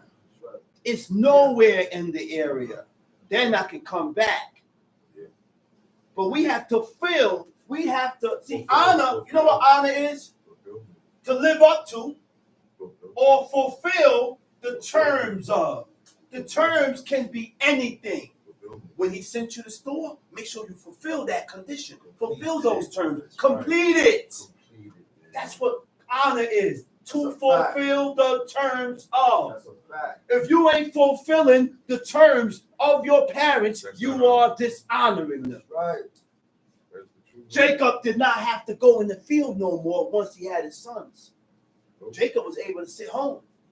And he'll send his sons out to tend to the field, tend to the cattle. What is Jacob doing in the field, tending to cattle? And I had 12 strong sons. They in the house. And they home, chilling. What is your father doing going to the store in your home? That's right. Wait, hold up. Abba, you going to the store? He like, what you need? You ain't got to go to the store.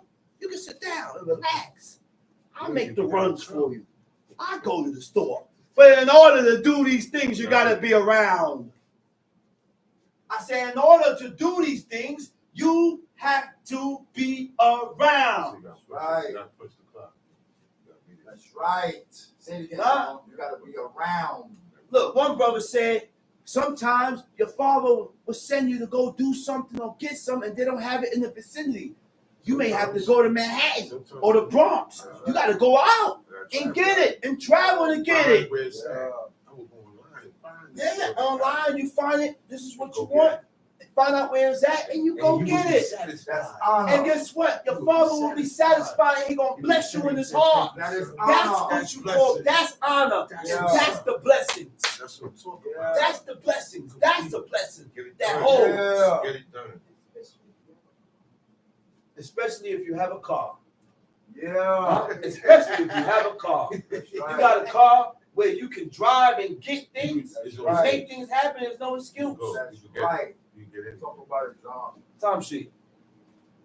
That thy days may be long upon the land which the Lord thy God giveth thee. Thou shalt not murder. Thou shalt not murder. Don't take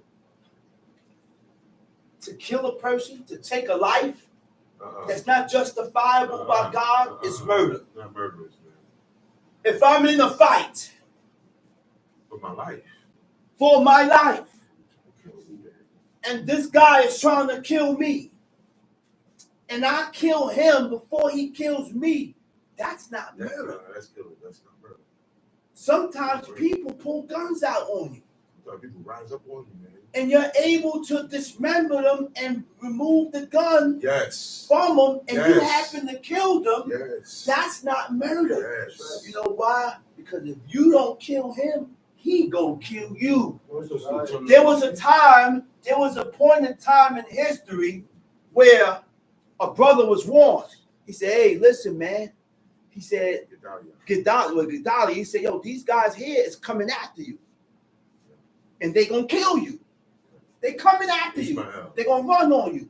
He said, allow me to go out there and move on them before they move on you. Because he's coming. He said, nah, don't say that about him. He said they didn't believe it. And guess what happened? He lost his life.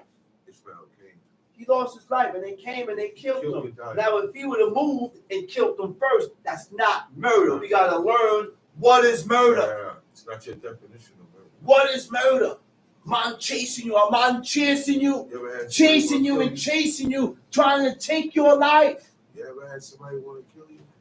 I had people trying to kill me, shooting at you, and I had to run. And I don't like running. Look. I don't like running.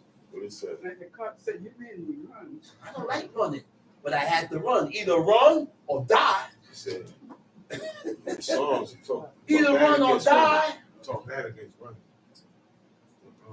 So a person is pursuing to take your life, and you take theirs before he takes yours. God said that's not murder. That's right.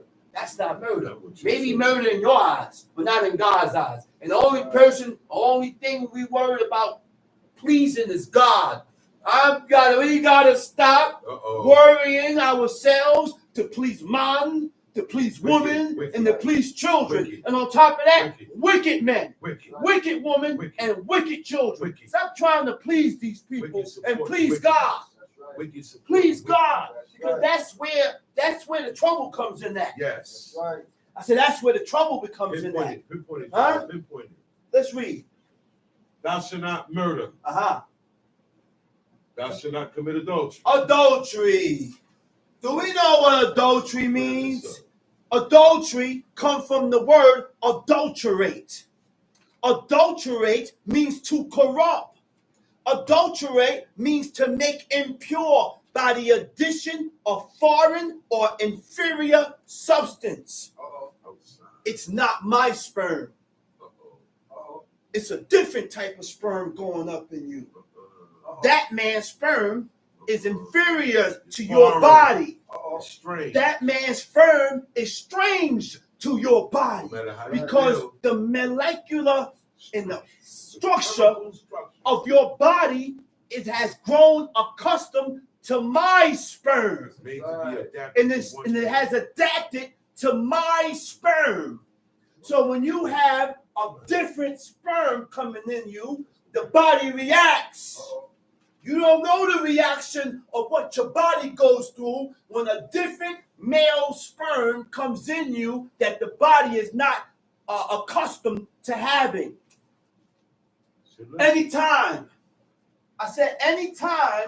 you change a man, the chemistry of your body changes. We don't feel those changes, but the chemistry of your body is a chemical reaction. It changes. Anytime something foreign enters your body, it alters your body chemistry. And it can never go back to what it was before. That's why God said it can't go back to what it was before. That's why God said once you divorce her and she gets remarried, she's profane for you. Profane. What is profane? She's profane. I can never take her back. Woman retains and absorbs DNA from every man she has sex with. Huh? I said, woman absorbs and retains DNA from every man she has sex with. Huh? Woman releases a hormone that causes them to pair bond. Huh? To pair bond. There's a hormone that a woman releases that causes them to bond with their man. Cause them to bond with their men. You know why women have the wall up? When you have a woman that always talk about having a wall up. I got my defenses down. You know why? Because she done had too many men. I said she done had too many men. And it's difficult for her to bond and connect with this one man that's truly loving her and that truly had the best interest for her. It took her a while to really connect with that man because she went through so much experience with different men. Don't make it tell me. Different men. Okay? That's a fact. When you have casual sex, it leads to a decrease in this neurochemical production and interferes, goes on with the neurochemical production. When you're having sex with different people, different men, it corrupts your mind, your mental, your mind frame, and it interferes with the woman pair bonding with the man because of repeated sexual encounters with multiple partners neutralizes the brain. You washed out now. It neutralizes the brain. Okay? So when a female chooses to engage in casual sex, right? Breaking bond after bond. You connect with this guy, you get a connection, something happened, you break it, you leave off. Now you get a connection, this guy, you bond, you break it, you leave this one. 20 years pass. 20 years pass. 30 years. 30 years pass. 40 years pass. 50 years pass. And you still ain't with one man. Because she won't submit. Because you continue to jump around. You continue to see you what is the word? What is the word? We gotta learn to give and take. Like I watched the movie, right? And people say, "Oh, that's the movies." Yeah, but sometimes you find truth in movies. One of the women, it was Janet Jackson. And she went to all her friends. She said, "Guys, what's going on, guys? Your marriages." She said, "Listen, guys, I want all of you guys to do this. I want you guys to get a paper, draw a line in the middle of paper, and write down all the good things that this man did and what he did for me. Then I want you to write all the bad things. And if the good overweighs the bad, give them a chance and work with it." Because, basically, you know what she means? There's nothing out there. You ain't gonna get all good. There's nothing out there. You're not going to get 100% good out there. There ain't too many men out there. The majority of these men are being feminized. You have men putting on nail polish. That's crying out. Feminized. Yes, man. Women are crying out. And the women are crying out. They had it on at the draft night. You have women crying out right now. You know why? Because there's a prophecy that said a man, 7 women should grab hold of one man. Yeah, so it's more women on this planet. It's more women than men. Back then, All the men are being feminized, turned into homosexuality. Yes, sir. If they ain't turned into homosexuality, they're freaks. Yes, sir.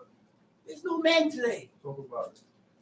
He said it interferes with the woman's pair bonding with a man because of repeated sexual encounters with multiple partners. It neutralizes the brain. When a female chooses to engage in casual sex, breaking bond after bond with each new sexual partner, the brain forms a new synaptic map of one-night stand. When the individual later desires a permanent partner, the brain mapping will have to be overcome, making a permanent bond more difficult. Now, you start to confuse yourself. The brain is used to you skipping around. Sleep with one man, one night stand. Sleep with this one. So now you're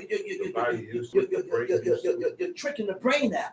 The brain is used to one thing. Now you decide you want to stick with one man. Now you're confusing yourself, which makes it difficult for you to bond with this one man. Scientists found DNA in the brain of a woman during autopsy, the dead body of a woman.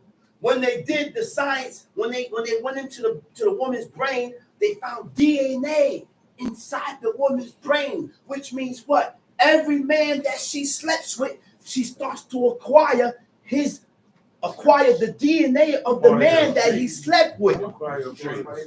God has allowed that to happen. Why?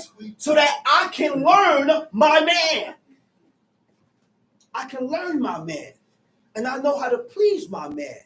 And I know what he desires. Because I know his likes and his dislikes. Why? Because the pair bonding and the DNA that's been transferred from him to me, it has an effect on the woman. Makes him one. Makes him one with the woman. He said each man she encounters during sex, that man's DNA can be found in that woman, which will make it hard for that woman to be one with that man.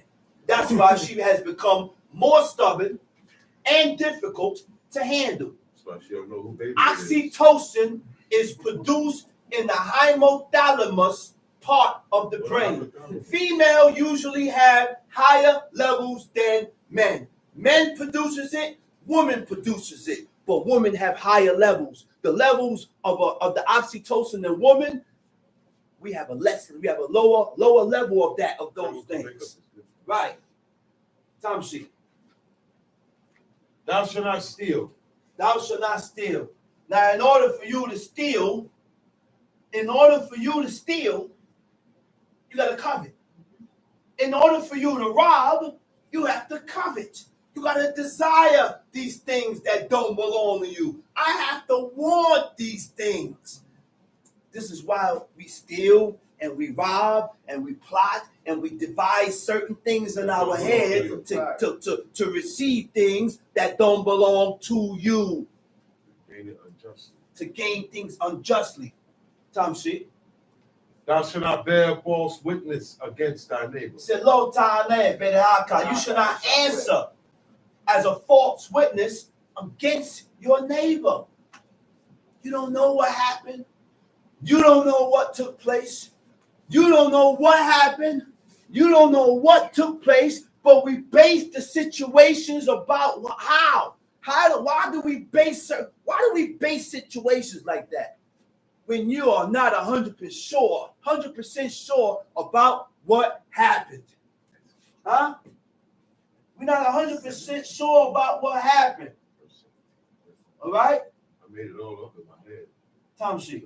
You made everything up in your head. Scenarios I'm making my and head. if what the person is telling you doesn't compare to what you got in your head, you call them a liar or you call her a liar. It's really not even true. Tom sheet. Thou shalt not covet thy neighbor's house. Mm-hmm. Thou shalt not covet thy neighbor's wife, Mm-hmm. nor his manservant, nor his maidservant, nor his ox, nor his ass, nor anything that is thy neighbor. Okay. Now, cut that. And let's go to let's go to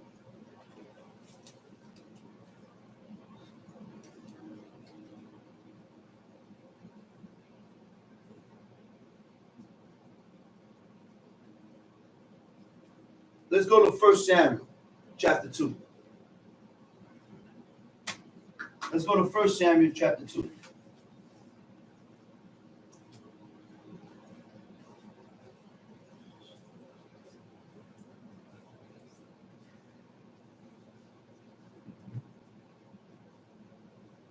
Got it? Yeah. Thompson.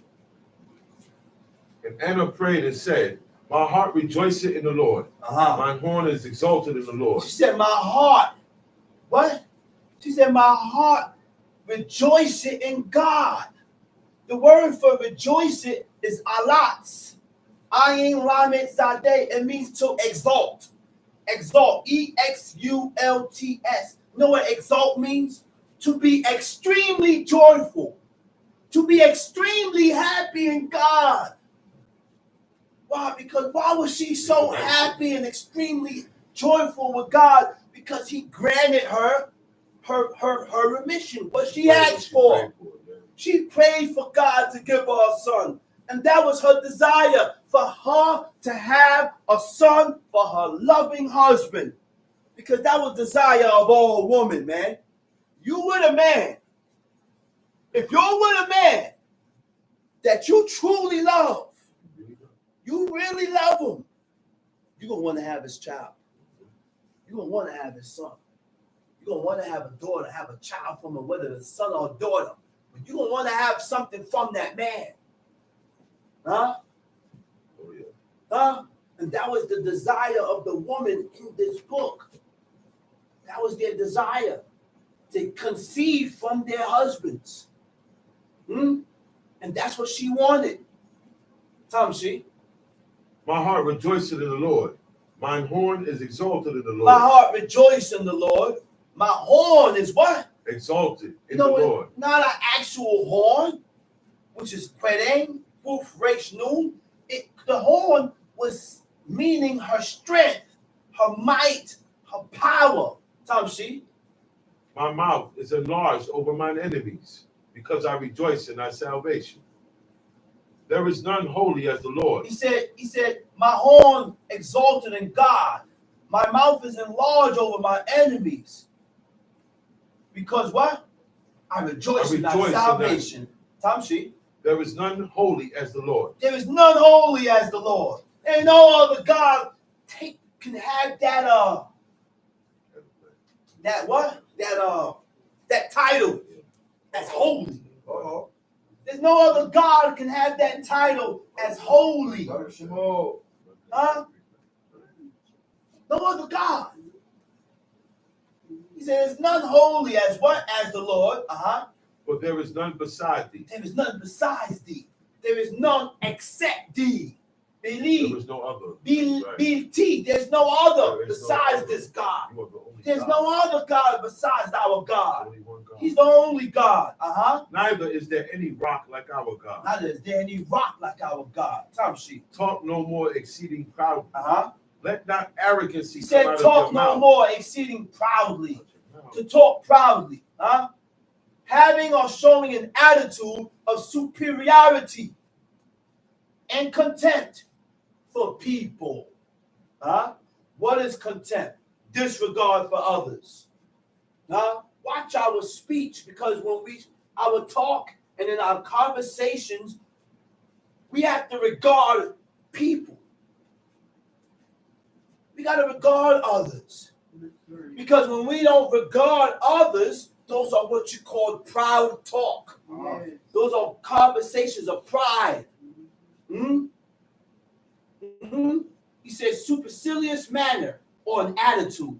Behaving as if you are better than others, other people. Their opinions, belief, or ideas are not important. It don't matter. You don't want to hear it. It's what you say, and that's it. Only you get to speak. Ain't that something? That shows pride. Two brothers are in an argument. Or two friends are in an argument. Whatever it is. But two people are in an argument. Right? One person is talking and saying his behalf. But when the other person go to say to his behalf, he don't want to hear it. That's pride. We got to learn how to denote and pinpoint and know what pride is. You want to speak, but when it's someone else's time to speak, you don't want to allow that person to speak. You don't want to hear it. That's pride. Learn what pride is. And when we learn what pride is, stay away from it. That's right. Because God hate that. These are things that God hate and despise. Time sheet. We're on verse 3, right? Verse 3. Talk no more so exceedingly proudly. Let not arrogancy come out of your mouth, for the Lord is a God of knowledge, and by him actions are weighed. He said, wait a minute. Read that over. For the Lord is a God of knowledge, and by him actions are Uh-oh. weighed. He said, let not arrogancy do what? Come out of your mouth. Huh? When you say things, to affect people, that's arrogancy. When you say things to affect someone, that's called arrogance. Huh? When you say spiteful things, when you say things to hurt someone, that's arrogancy. Those are grievous words, man. Huh? You didn't have to say that. You didn't have to say that. You didn't have to voice those things that you. What is arrogancy? To speak impudently, wickedly, to speak in a way that is rude, that doesn't show respect, exaggerating your worth or importance. Because these people here, we exaggerate our worth. We over exaggerate your importance. Why? Because we have pride. It's pride. It's all because of proud or being proud. Tamshi. For the Lord is a God of knowledge, and by him actions are weighed. The bowels of the mighty men are broken. And hold up.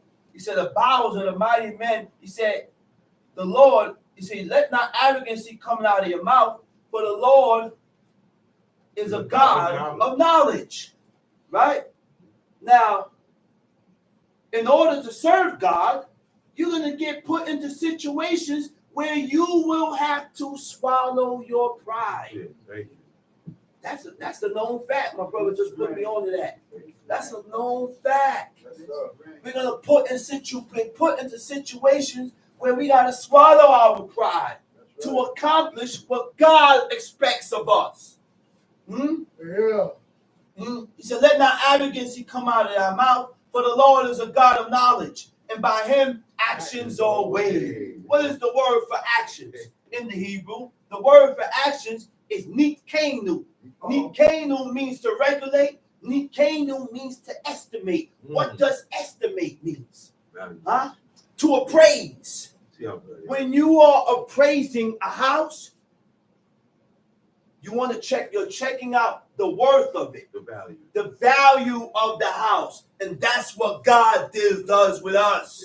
When he checks us out, when he weighs our actions, he's checking out our value. Are you worthy? Are we worthy enough?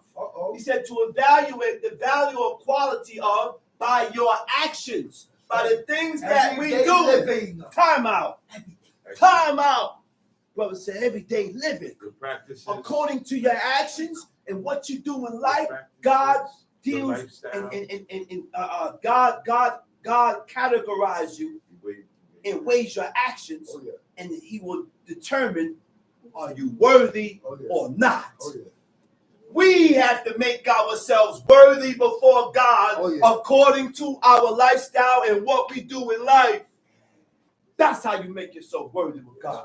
What you do. I said, what you do. I do things you don't do. Your occasions are actions. I move the way God wants me to move. I think the way God wants me to think. It ain't all about, it's all about doing is according to how you think. Also, it's according to your actions, what you do, everything. Your ways, very important. How you say, how you talk. This is everything, man. This includes everything, a wide spectrum. And when these things are not correlated with what God said, your worth drop before God.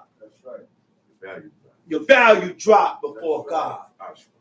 Why? Because your ways, your actions, the way you think is not correlated with God's ways. It's not correlated with the actions of God. It's not correlated with the way God thinks.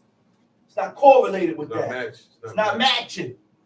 It's not matching. Tamshi. Verse 4. The bowels of the mighty men are broken. The bowls of the mighty men are broken. Are broken. Katim.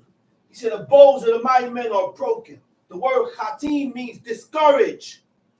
He said the bones of these mighty men, Their strength is God had dissipated and lessened their strength. They lost their confidence. They lost their enthusiasm. He said he took their hearts. Took their hearts. Tom C. And they that stumbled are girded with strength. Tom C. They that were full have hired out themselves for bread. They that were full have hired themselves out with bread. And they that were hungry ceased.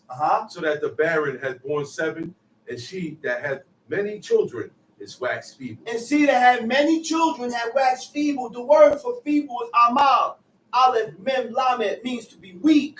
By you having so much children, 10, 15, 20, 8, 9, according to your body structure, everybody's body can't take what this one could take. And then when you're having babies back to back, you just got pregnant and you just pushed the baby out. Child ain't a year yet. The child's not a year yet. And she's pregnant again. That weakens the woman's body. It weakens her. Because it also took time. They also took time in breastfeeding the child. They breastfed that child at least for 3 years. So she wasn't getting pregnant until the least after 3 years, 3, 4, 5 years, then Up to maybe, 7. then up to sometimes up to 7. They gave it time, a large space. Because you know what? We was a people that controlled ourselves. We didn't have, we was a people, we had men, we had men that he had one wife. It was okay. He could wait 4 years without hitting his wife up. He could wait 5 years without cohabitating. Nowadays, when you tell a man, say, hey man, listen, man, I ain't had sex, I ain't did nothing with a woman for like 7, 8 months. They look at you. Say, what? They don't believe it. They don't believe a person has They strength. don't believe that a man can stay without having sex and hold himself for that long. Nobody does that. Because a lot of people judge you according to the beginning. You know what I mean? The beginning? When we first met. All right. But I am able and I'm liable to change 5, 6, 7, 8, 10 years from now. And because of how we met, you can't judge me according to how we met 15 years before. Better than that. Because it's either I changed or I remain the same. It's either I changed or you can remain the same. But people judge you according to what they met you, how they met you in the first round. It ain't that way. I can't judge you that way neither. I got to see how you live, your actions. I got to judge you according to your actions. Tom sheet. Verse 5. They that were full have hired out themselves for bread, and they that were hungry ceased, so that the barren had borne 7, and she that had many children is waxed feeble. The Lord killeth and make it alive. He said, God killed. God make it alive. Bring it down. I said, God kills and God calls you to live. So if God killed you, it's because he wanted you dead. That was his will. Blessed be the name of the Most High. We don't question God. Tom sheet. He bring it down to the grave and bring it up. Bring it down to the grave and bring it up, Tom sheet. The Lord make it poor. The Lord make you poor And make it rich. and he make you rich. He bring it low. He bringing you low And lift it and up. he lift you up. He raised it up the poor out of the dust. He raised it up the poor out of the dust. And lifted up the beggar from the dunghill. To set them among princes. Princes. And to make them inherit the throne of Make glory. them inherit the throne of God. Throne of glory. For the pillars of the earth are the Lord's. For the pillars of the earth are the Lord's. And he has set the world upon them. Uh-oh. You want to know? You want to know how the world is set? You want to know? Just told you. And then nobody knows that because they don't read the book. God has set the world upon 2 pillars. It's sitting on 2 pillars. It's called a foundation. He's sitting on 2 pillars. We never find that. You ain't gonna never find out that. Rocket ships, satellites. Can't find that. Can't find that out. Tom sheet. He will keep the feet of his saints. I said he will keep the feet of his saints. Wait a minute. I said, wait a minute. Yeah. We still have more saints in the earth. I said we still have saints and pious ones in the earth. Why you think God didn't destroy it yet? God ain't gonna destroy the earth yet. Yeah. He said because the saints are still here. Still We still have a few people with the determination to serve God. So I can't bring the wrath upon the earth just yet. Huh? Depending on your life and depending on where you want to put yourself. Depending on the impression. And depending on the impression that you want to put or leave on God. Huh? Joel, you got to impress God. It's time to start impressing God. So he can categorize you. And say, well, this guy here is not like them. That's right. He done took you and put you in a different category. With a different mindset. Different characteristics. What caused you to have a different mindset and different characteristics? By taking heed to the laws, commandments, and statutes and the ways of God. That's it. He said he will keep the feet of his saints. The wicked shall be silent in darkness. The wicked shall be silent in darkness. For by strength shall no man prevail. The adversaries of the Lord shall be broken to pieces. Out of heaven shall he thunder upon them. The Lord shall judge the ends. Hold up. Let me go back. Hold that right there. All right. He said he will keep the feet of his saints. The word for keep is shamad, means to guard or to observe. Okay. So in order for God to guard your feet, he's observed. He had to observe you. So when God is observing you, it means what? To conform one's actions or practices to agree to the actions and the practices of God is what caused God to guide your feet. To guard means to watch over in order to protect or control. God is controlling you. He see you about to move towards the left, he put you back. He see you about to dip off to the right, he put you back. It may be harsh. Something may happen. I may break a leg, but if it caused God to break your leg, to get you back on track, that's what God is going to do. That's right. If it caused God to dismember you, that's what God is going to do. That means you're very close. You're very close to God. And sometimes we go through things and people look and say, look here, he's evil. He's wicked because that happened to him. No. You don't even know the position this man is in. That happened to him. God did that to him to get him back in line. That's right. Because he started to step out of line. And God did that to him so he can bethink himself and get him back in line. That's right. Get him back in line. Time sheet. I'm missing all finals. What verse you at? I'm at verse 10. Verse 10. Okay, stay there. Now the saints. What does saint mean? Kasid. Kasid means the faithful ones. It means the godly ones. It means the pious ones. What is pious? Pious means dutiful. Dutiful.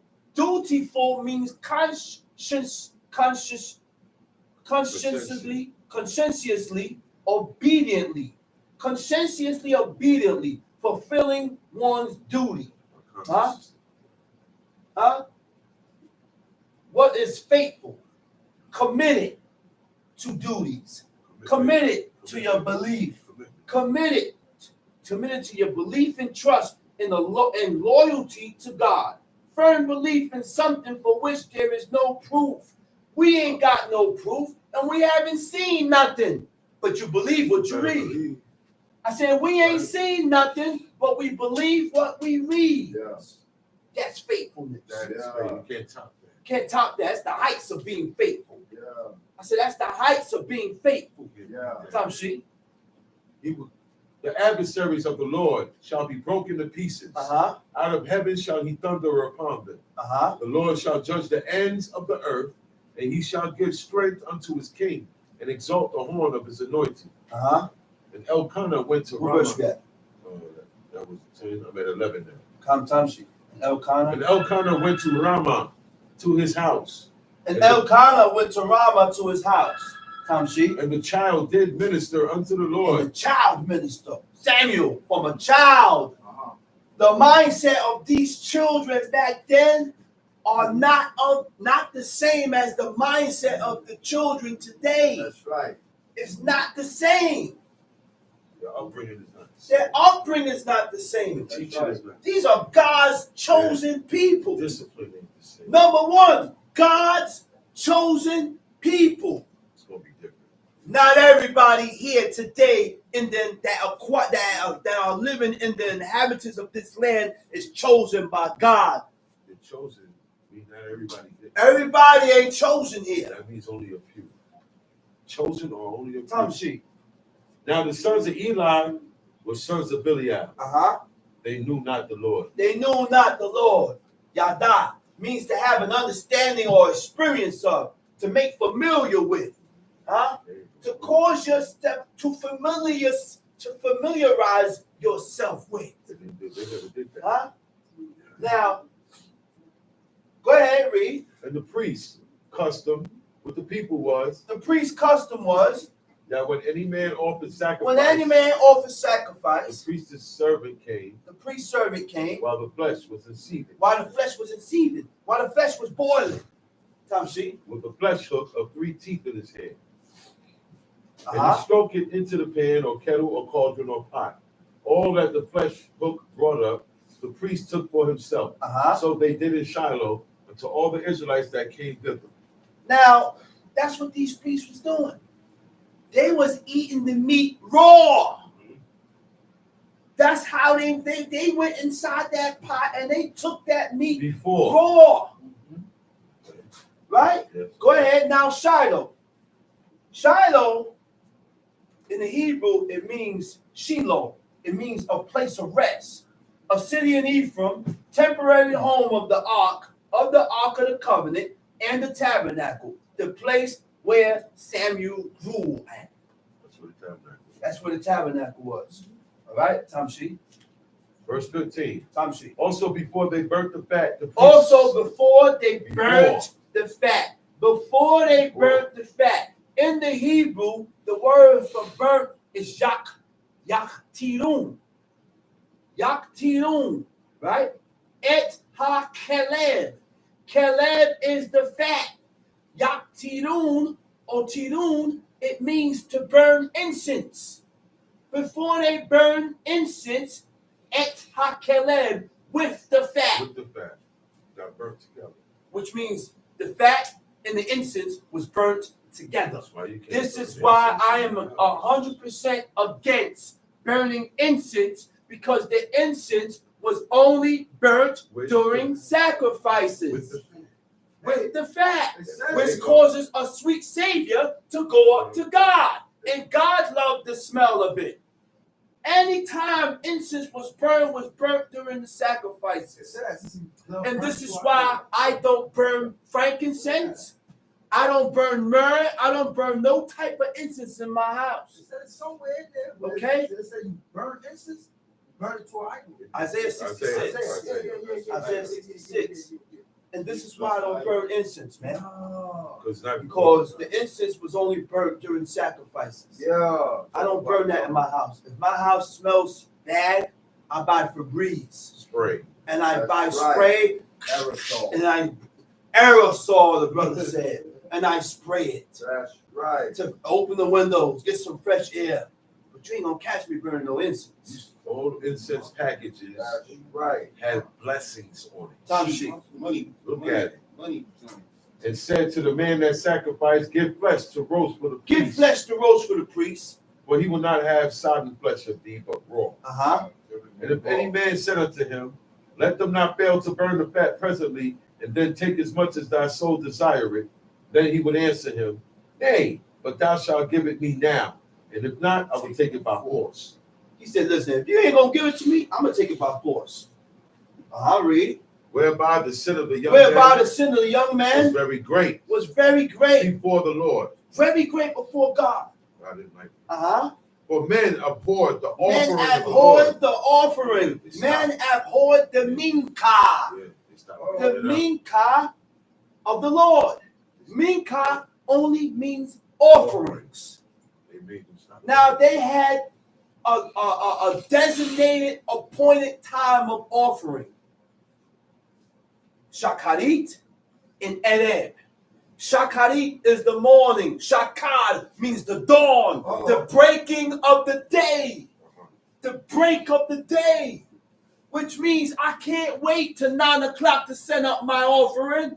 They didn't wait till 10 o'clock in the morning to serve their offering. Sometimes, and King David said, he prevented the sun. Which means he used to get up before the sunrise to send up his prayers.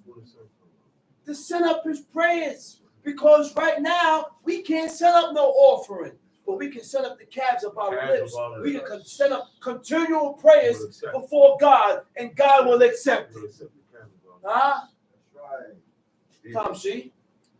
Wherefore consider the young men were very great before the Lord, for men abhorred the offering of the Lord. He abhorred the offering of God. But Samuel ministered before the Lord, being a child. Girded with a linen ephod. Moreover, his mother made him a little coat. His mother made him a coat. The Hebrew word for coat is me'il, means a robe.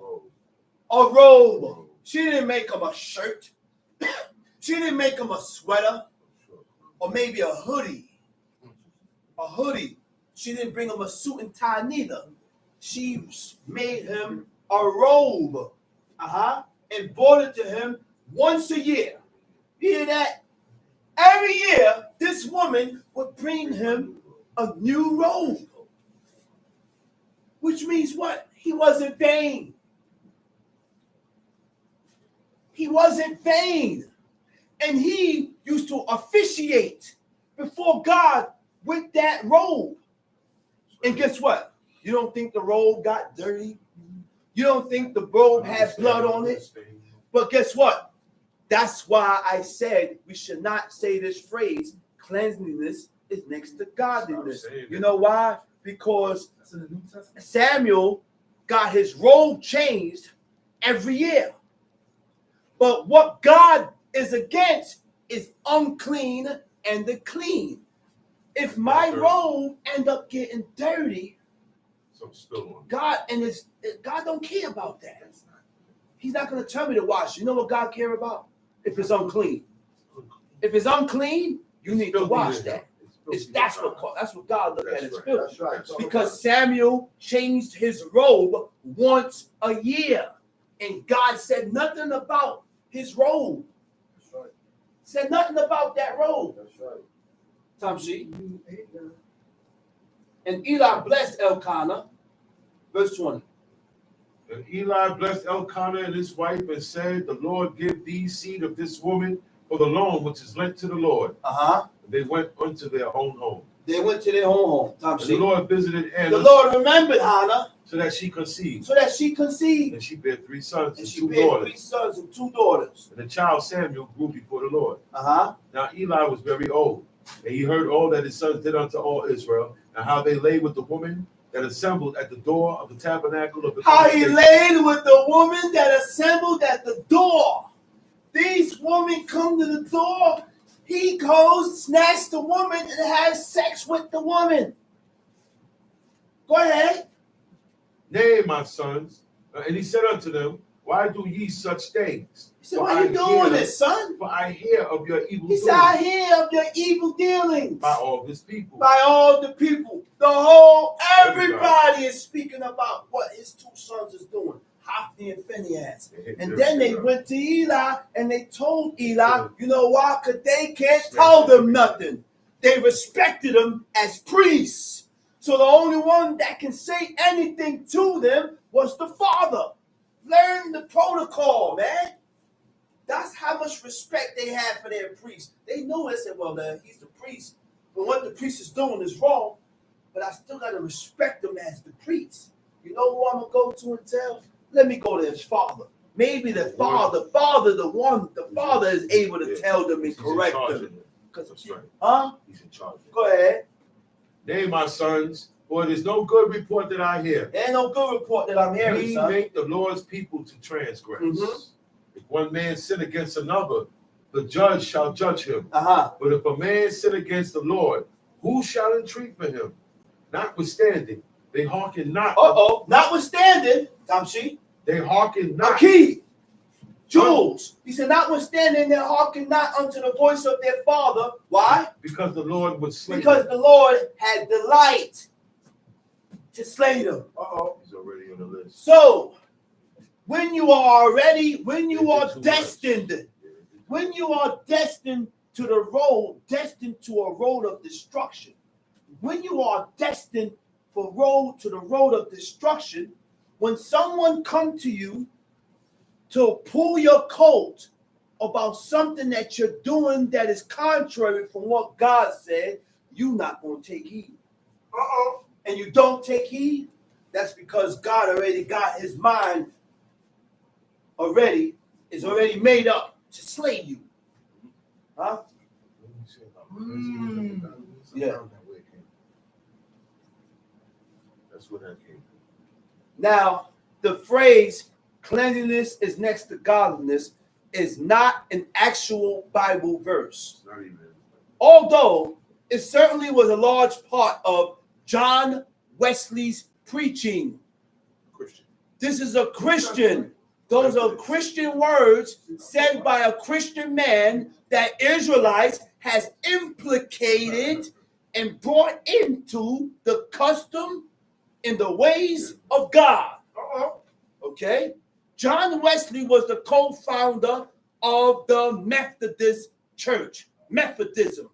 Contrary to what many believe, the phrase cleanliness is next to godliness is not from the Bible. Again, it's from a man named John Wesley who was from the Methodist Church. Methodist is New Testament. God, Methodist Church goes with the New Testament. God never said anything about cleanliness is next to godliness. What he did speak about is unclean and the unclean, That's right. holy and the profane. That's right. Watch the sayings, terms those proverbs. and the sayings and the proverbs that we say because it's not of God and we don't read in here. We need to leave these things alone because we are following after the ways, the custom, the traditions, the practices of the heathens. Giving you the mentality of them. Now because we start to follow their ways, their custom and traditions and their mental way of thinking, now we start thinking like them. Now we start moving like them. Now we start talking like them. Everything like us is like them. They don't follow you though. Tamshi. Notwithstanding, they hearken not unto the voice of their father. Notwithstanding, they hearken not to the voice of their father because God already had intentions of destroying them.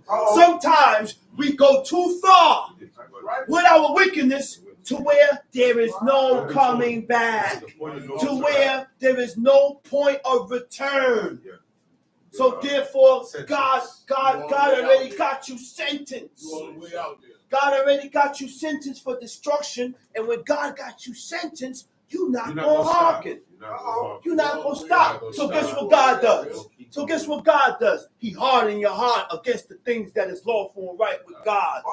Didn't he do that with Pharaoh? I said, didn't he do that with Pharaoh? Pharaoh wanted to let the nation of Israel go. The first visit.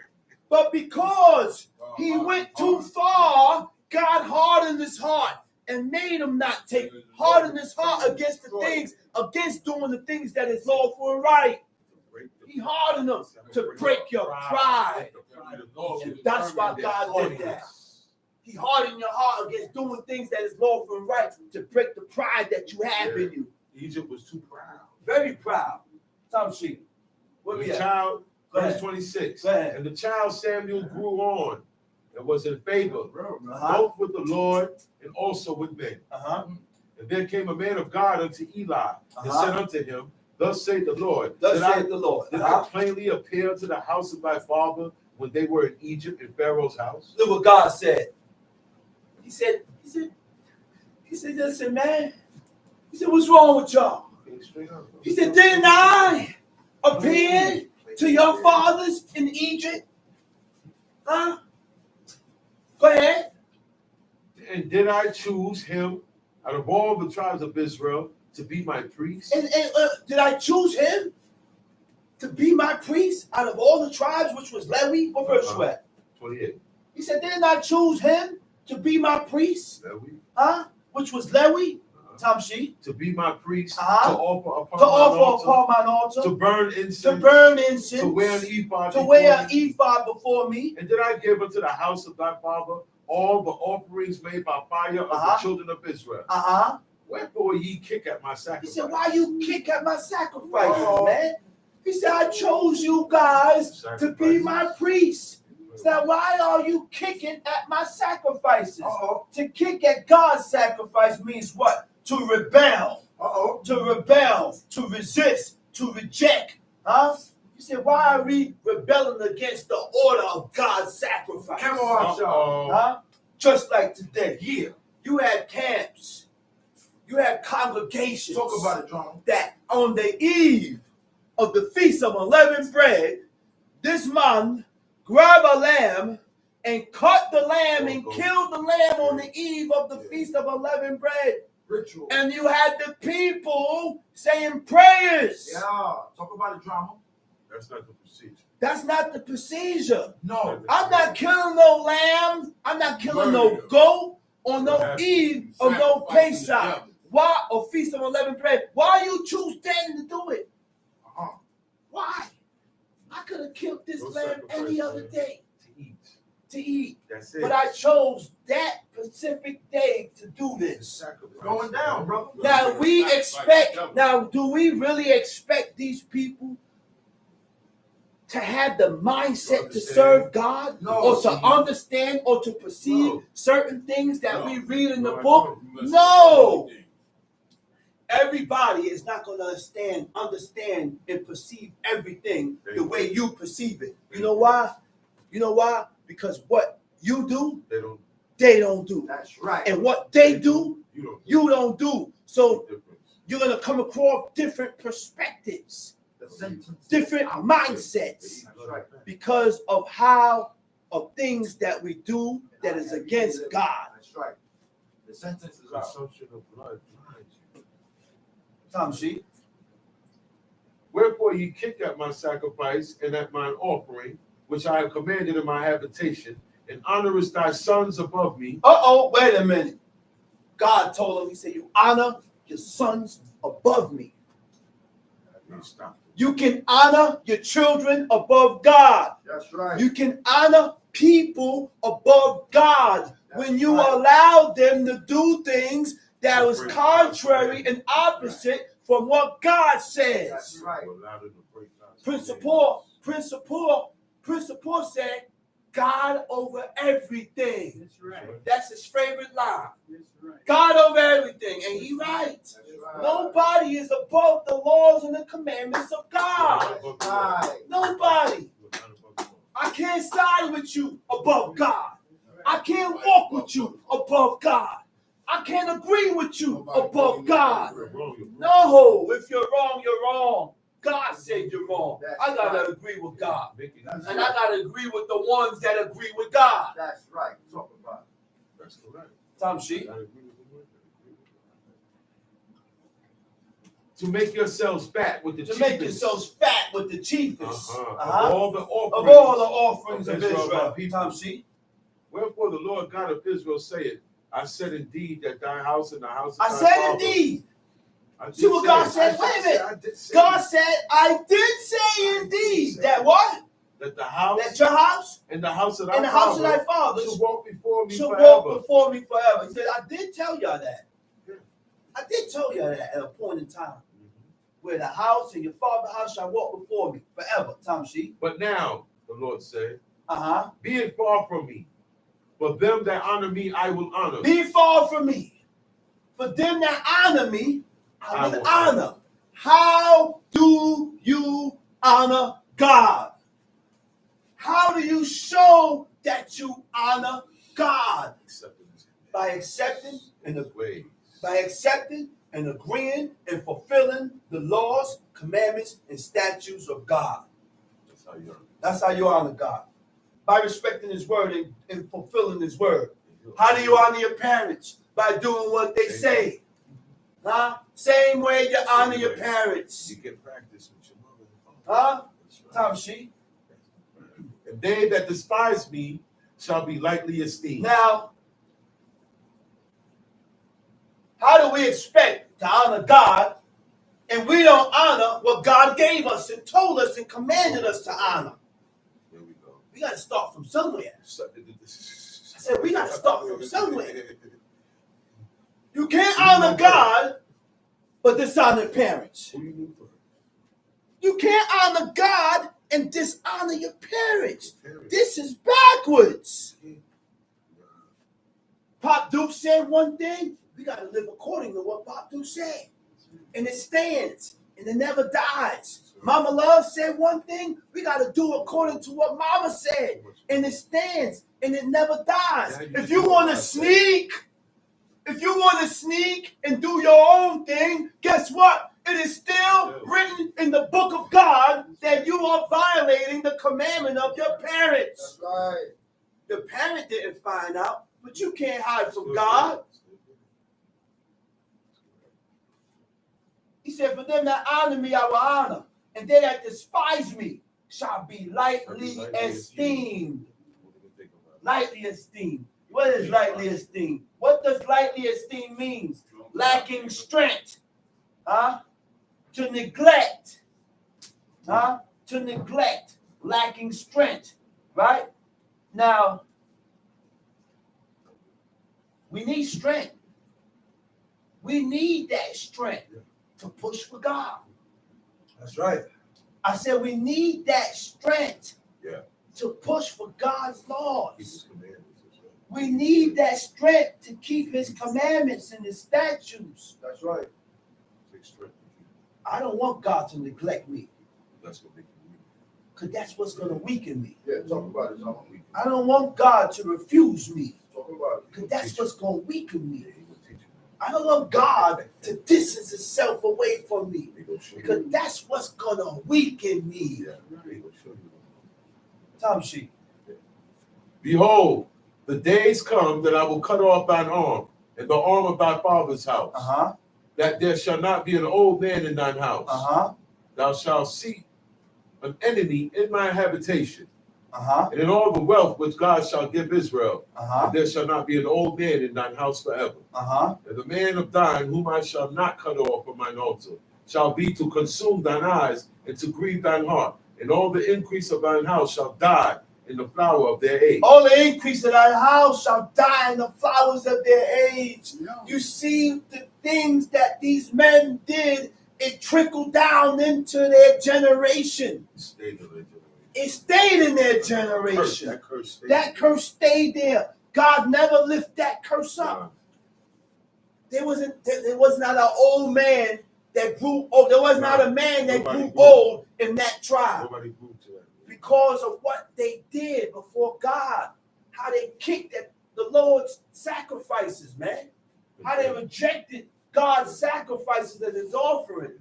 Tom Sheep. And this shall be a sign unto thee that shall come upon thy two sons, on Hophni and Phinehas. In one day they shall die, both of them. In one day they shall die. And I will raise me up a faithful priest that shall do according to that which is in my heart and in my mind. And I will build him a sure house, and he shall walk before mine anointed forever. And it shall come to pass that every one that is left in thine house shall come and crouch to him for a piece of silver and a morsel of bread, and shall say, put me, I pray thee, into one of the priest's office, that I may eat a piece of bread. Okay. Let's go to Psalms. Let's go to Psalms 119. Scroll on.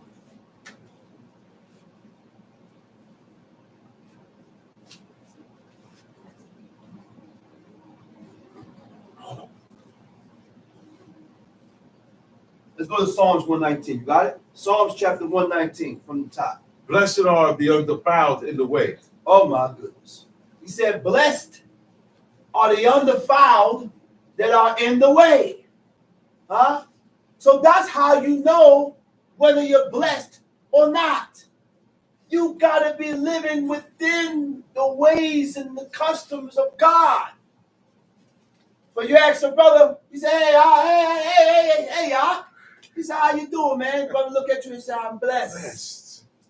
But he's unclean. He eat blood and fat. He got a bald head. And he look like the heathen. He got the mentality of a heathen. So you ask him, hey, brother, how you doing? I'm shining like the star. I'm blessed. Whoa. Blessed. Brother said eating bacon and cheeseburger. And he talking about he's blessed. Yeah. Some of us miss the bacon and we get beef bacon. Yeah, talk about it, John. Some of us miss the bacon so much and we get turkey bacon. But I'm gonna show you, and I'm gonna show you the laws and the commandments of God. God told us in the law that we should not be eating meat that died of itself or torn by beasts. Right? So when we eat beef bacon, do we know how the animal died or if it was torn by beasts? When we eat cold cuts, know how the animal died or if it was torn by beasts? Franks. When we eat Franks, do we know if how the animal died or if it was torn by beasts? Chicken, man. And we Franks, you know how Franks is made? Sausage, kielbasa. You know how these sausages and Franks is made? My father always watched the Science Channel. So, how it's made. There it is. He looked at a channel called How It's Made, and it showed him how they made the Franks. The Franks is not all beef. The Franks is scraps, compressed together, beef, muscle, gristle, pertinence, a whole bunch of things that's compressed, all ligaments compressed in a thin layer of skin, and it's sealed. And they cook it within that skin. It's called pink, right? And then they ship it to the Jewish neighborhood and they call it Hebrew National. Yeah. Hey, this is Hebrew National Franks. Now look at you. It's called Riotous eaters of flesh. That's right. Huh? So we shouldn't be eating cold cuts and Franks because you don't know how the animal died. Yeah. You don't know how the animal died? The brother said the animal been dead for 2 months. It ain't gonna taste like it. It ain't gonna taste like it. It's highly seasoned. It's highly seasoned, cured, and they pour blood on it to make it look fresh. It's just salty. When I ate meat, guess what? My meat looked dead. You know why I said meat is not naturally red. No, that's the When blood. you get all the blood out, the meat is gray. The meat is gray. White. Whatever is And red, I that's the blood. saw how I knew because my sister gave me, she had a brother that went hunting. She sent me chunks, land chunks. So I had to soak it. It was full of blood. I had to soak it in salt water. Okay? Oh, wow, right? The salt water is what drew the blood out. When the water drew out, I see the water, everything. The water it's bloody water. Take the chunk out, it's still blood in the chunks. I had to pour that water out, put in fresh water with salt. I come back the next day, it's bloody water. How long you did that? Right? So one day I went, the outside of the chunk was gray. I said, How long was that? I did that Over a month, man. for like a month. It was in there. Right? For like a month. So I had a brother that came and this brother here, I ain't gonna say his name, but he also is a riotous eater of flesh. Yeah, talk about it, John. So he looked at the meat. He said, hey man, he said the meat's ready. He was dying to cook it. He picked up the meat, went to the kitchen, went to go fry. I said, Yo, he was ready to go. He's ready to go. I said, hold up, put the brakes on it. Wait a minute. He was ready to go. Said, look, he went to He said, what happened? He said, look, the blood is out. You see how it look? It's gray. I said, give me the meat. Cut it, man. I took the meat. It was a chunk. God told me. I said, listen, split it in half. I cut the meat in half. Oh, boy. The inside was Red. full of blood, Red. complete red. As soon as he cut it, you see Complete blood start red. coming out. So God guided me, man, to stop me from eating blood. Why? Because my actions called for it. I said my actions. Now, if God had lured me towards that and made me eat it, I have to think about myself. That's right. I got to think, why did God allow me to consume that? Man. Talk about it. Huh? So when I split the meat in half, I said, wow. I said, you see this? You was about to cook with the blood. Yeah. So I split all of the meat in half. Pop, pop, pop, pop, pop, pop, pop. Put it back in the bowl, water, and salt. What happened? Right? That's the end of the Now, after I had two parts, the chunks, and I had some other meat. Some of the other meat that was in ribbons, some of the things I had to end up throwing out. Because every time I cut, it's more blood. I said, man, forget, it's more blood. And you know why the blood stayed in there was because it's frozen. If you take an animal and you hit the jugular, cut the neck off, hit the jugular outside in the field, hang them upside down, all that blood would drain out. Every one of that blood would drain out. You take the leg, you pump the leg, push up, get all that blood out. Then the body will drain because the body of the animal is still warm. That's why. It's not like it's frozen. Get all the blood out in one Get day. the blood out when he made the kill. Yeah. Tom sheep. Make the blood out. Blessed are they who are undefiled in the way, who walk in the law of the Lord. So the brother said, how would I explain from eating the sacrifice the same day? They got the blood out the same day. It's one day they got the blood out. Yeah. They did it in the field. Because they did that in the field. They'll go out in the field. They knew where to hit the animal to drain that blood out. They stay out And there they stayed out there, drained all that blood out. Look at Sarah. God with the angel. Abraham told Sarah to get a calf. That's right. Make ready a calf. That's right. They didn't have refrigerators. No. She had to It's take live. that. This is live. This is live and direct. Stop. And Abraham, God said Abraham didn't sin. Abraham ain't eat blood. So Sarah was able to get a calf, hit the calf up, drain that blood out in one day, and prepare it for those angels. That's what you call That's dress. right. When they go to dress. Okay? They was able to get all that blood out in one day. They ain't eat blood. They didn't eat blood, man. Yeah. Tom sheep. He said, blessed are the undefiled. In the way. Huh? In the way. Huh? Huh? What do you mean by blessed? Blessed means what? To speak good about, to speak gratefully of. So now I have to be careful of what I speak good about, because the things that you speak good about, God is completely against. God is against it. So if God is against it, I can't speak good about that. I can't speak about things that God disagrees with. I can't speak good about things that God hates. I can't speak good about things that God despises. I can't speak good about things that God has abominated. I can't glorify these things. We gotta learn to glorify what God glorifies. I gotta learn to uplift what God uplifts. I gotta learn to accept what God accepts. And whatever God hates, train yourself to hate it and despise it. Leave it alone. Train yourself to despise it. That's right. Who walk in the way, who walk in the law of the Lord. Who walks in the laws of the Lord, right?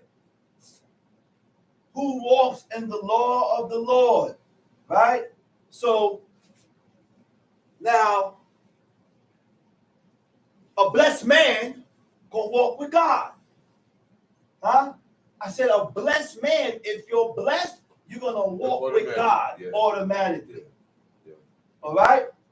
Now, go ahead. Blessed are they that keep his testimonies and that seek him with the whole heart. You said what? Blessed are they that keep his testimonies and that seek him with the whole heart. Blessed are they that what? Blessed are they that keep his testimonies and that seek him with the whole heart. Blessed are they that keep his testimonies. Huh? And that what? And that seek him with the whole heart. Huh? Who is the undefiled? Huh? He said, who is the undefiled? The word for undefiled is temime. Come from the word tamim. Tamim means innocent. Tamim means complete. Tamim means faultless. Without fault. Yeah. Now, what is a whole person? Huh? A complete person. Huh? A whole person is in its full nature, which includes your ways of thinking, ways of feelings, and your ways of actions. Which means, time out. In order to be whole in temime, or tamim before God, all three has to be correct and put in line and corrected. Which is what? Your actions. Huh? What you do, how you feel, and what you think. Those are three things that we need to correct. Your mind, heart, and actions. We bypass our feelings. Talk about it. Huh? I said we bypass how we feel. We bypass how we think. And the only thing we want to be dead set on is your actions and what we do. But we forget that God also charged you according to how you think, which is called forward thoughts. Huh?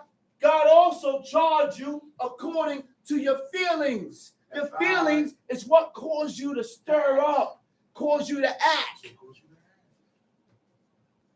Huh? Now,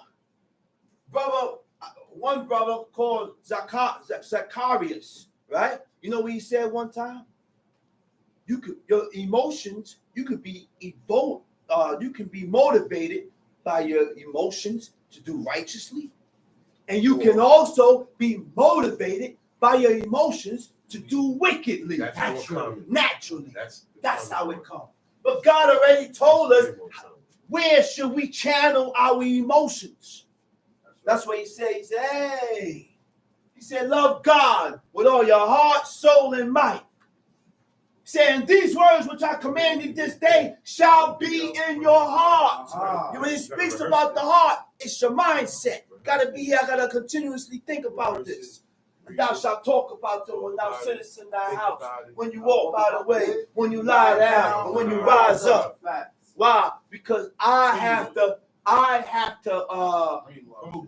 program myself. Reorientation. I have to reorientate myself. My wicked self. My evil and wicked self. Talk about it. By reiterating the laws, commandments, and statutes continuously. Yeah, it works. Man. It works. Try it. It works. It works, man. Try it. It works. It works, Huh? man. Try it. It works. Huh? So now, It works, man. where we at? He said, blessed Verse are the 3. undefiled in the way who walks in the law of the Most High. Blessed are they that keep his testimony and that seek him with the whole heart. Tamshi. They also do no iniquity. Uh-oh. He said they also do no iniquity. Huh? They also do no iniquity. Who? A whole person. The perfect. The whole. The faultless. The undefiled. He said they ain't going to sin. They not going to transgress. That's right. Huh? Tamshi. They walk in his ways. They walk. Uh-huh. Thou hast commanded us to keep thy precepts diligently. Thou hast commanded us to keep thy precepts diligently. Huh? Oh, that my ways were directed to keep thy statutes. Mm-hmm. Then I shall not be ashamed when I have respect unto all thy commandments. Now, hold up. Now, he said they also do no iniquity. They walk in his ways. Right? What is iniquity? The word for iniquity is awela. Huh? God is against injustice. Sometimes God not even speaking about sin or iniquity. And most of the time, he emphasized on being injustice, on injustice. And you know how many of us is unjust? You know how many of us are not fair in our actions? That's what causes you to be despised by God. You know why? God, these laws teaches us how to be fair with each other. Right. The Lord teaches that. How to be fair with each other. And when we are unfair with each other, God frowns on you. That's right. Be on point, man. It's not all about putting on garments, frontlet, and bracelet. That's how you feel. It's about you being fair with your brother. If you're not fair, my child do it, it's okay. But when somebody else do it, you come down on it. That's not fair. That's not fair. If I come down on him, I gotta come down on my son. I'm not gonna allow my son to do something, That's right. get away with it. But when another child do it, I'm dead set on him. Wait a minute. The same thing that your son did, this little man did. I gotta treat them the same. You gotta be fair. That's right. Fair. That's what injustice is, man. Violation of the rights of others. Unfairness and unjust act. What is unfairness? Unfairness is what? Partiality. What is partiality? To favor one more than the other. The only one that can favor one more than the other is God. Talk about it. I said, God could do that. Talk about it. Who did God favor? He favored King David. That's right. And he didn't allow King David to die for what he did. He caused Nathan the prophet to tell King David, he told him, thou shalt not die. So don't worry about it, man. So don't worry about it, son. He said, God said you ain't going to die for that iniquity. He said, but I'm going to stir up trouble in your house. You're going to still feel it and you're going to answer for what you did. I'm going to stir up trouble in your house. That's what caused Amnon and Absalom and Adonijah to die. to do certain things within the house because of the sin of the father. He knew that. What is wrong? Wrong means what? Not correct or true.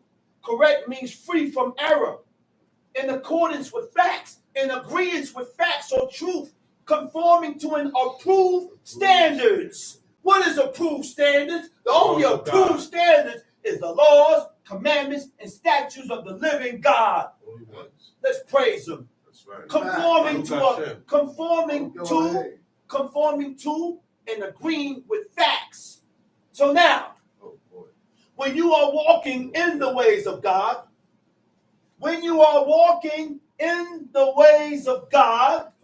you follow a certain course or procedure that is set up by our forefathers.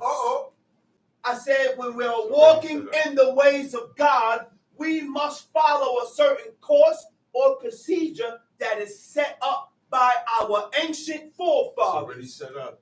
The Most High was strictly against following and doing anything like the other nations. God was against that. 100%. 100% God was against it. Tamshi. Verse 6. Tamshi. Then I shall not be ashamed when I have respect unto all thy commandments. Then I shall not be ashamed. I shall not be embarrassed or feeling guilt because of one's actions. You ain't going to be embarrassed. Why? When I shall have respect unto Because all I have thy respect commandments. for all of God's laws. I respect the laws of God. So I'm not going to be ashamed. I'm not going to be embarrassed. I'm not going to be embarrassed. Tamshi. I will praise thee with uprightness of heart. When I shall have learned that. He said, then shall I not be ashamed when I have respect unto all thy commandments. What is respect? Habiti. Habiti means to regard. To regard the laws and the commandments of God. To consider the laws and the commandments of God. To look towards. The look means what? To direct one's attention or mind towards the laws and the commandments of God. To regard means what? A feeling of respect and affection of. A feeling of respect and affection of. What is affection? When you have affection for something, you are attached. You're attached. You're emotionally attached to God. Huh? Like you are with that fiction. Huh? Like I was emotionally attached to this woman. That's right. Like I was emotionally attached to the things that God hated and despised. That's right. It made it hard for me to let go. That's And right. I want to change the word of God so that I can justify myself of why I do things and why I have it. Yeah, talk about it. Break your yourself. attachments. Like Break shit it. in my face. Break your attachments Break it. myself. with the things that God hates. Break Don't be attached to the things that God abominates. Yeah, talk about it, John. Despise. Yeah, talk about it, John. Tom Sheep. Yeah, talk about Oh, that my ways were directed to keep thy statutes, then I shall not be ashamed when I have respect unto all thy commandments. I will praise thee with uprightness of heart, when I shall have learned He thy said, righteous go back judgments. now. He said, respect unto all the commandments. I will praise thee with uprightness of heart. An upright heart? You know what an upright heart is?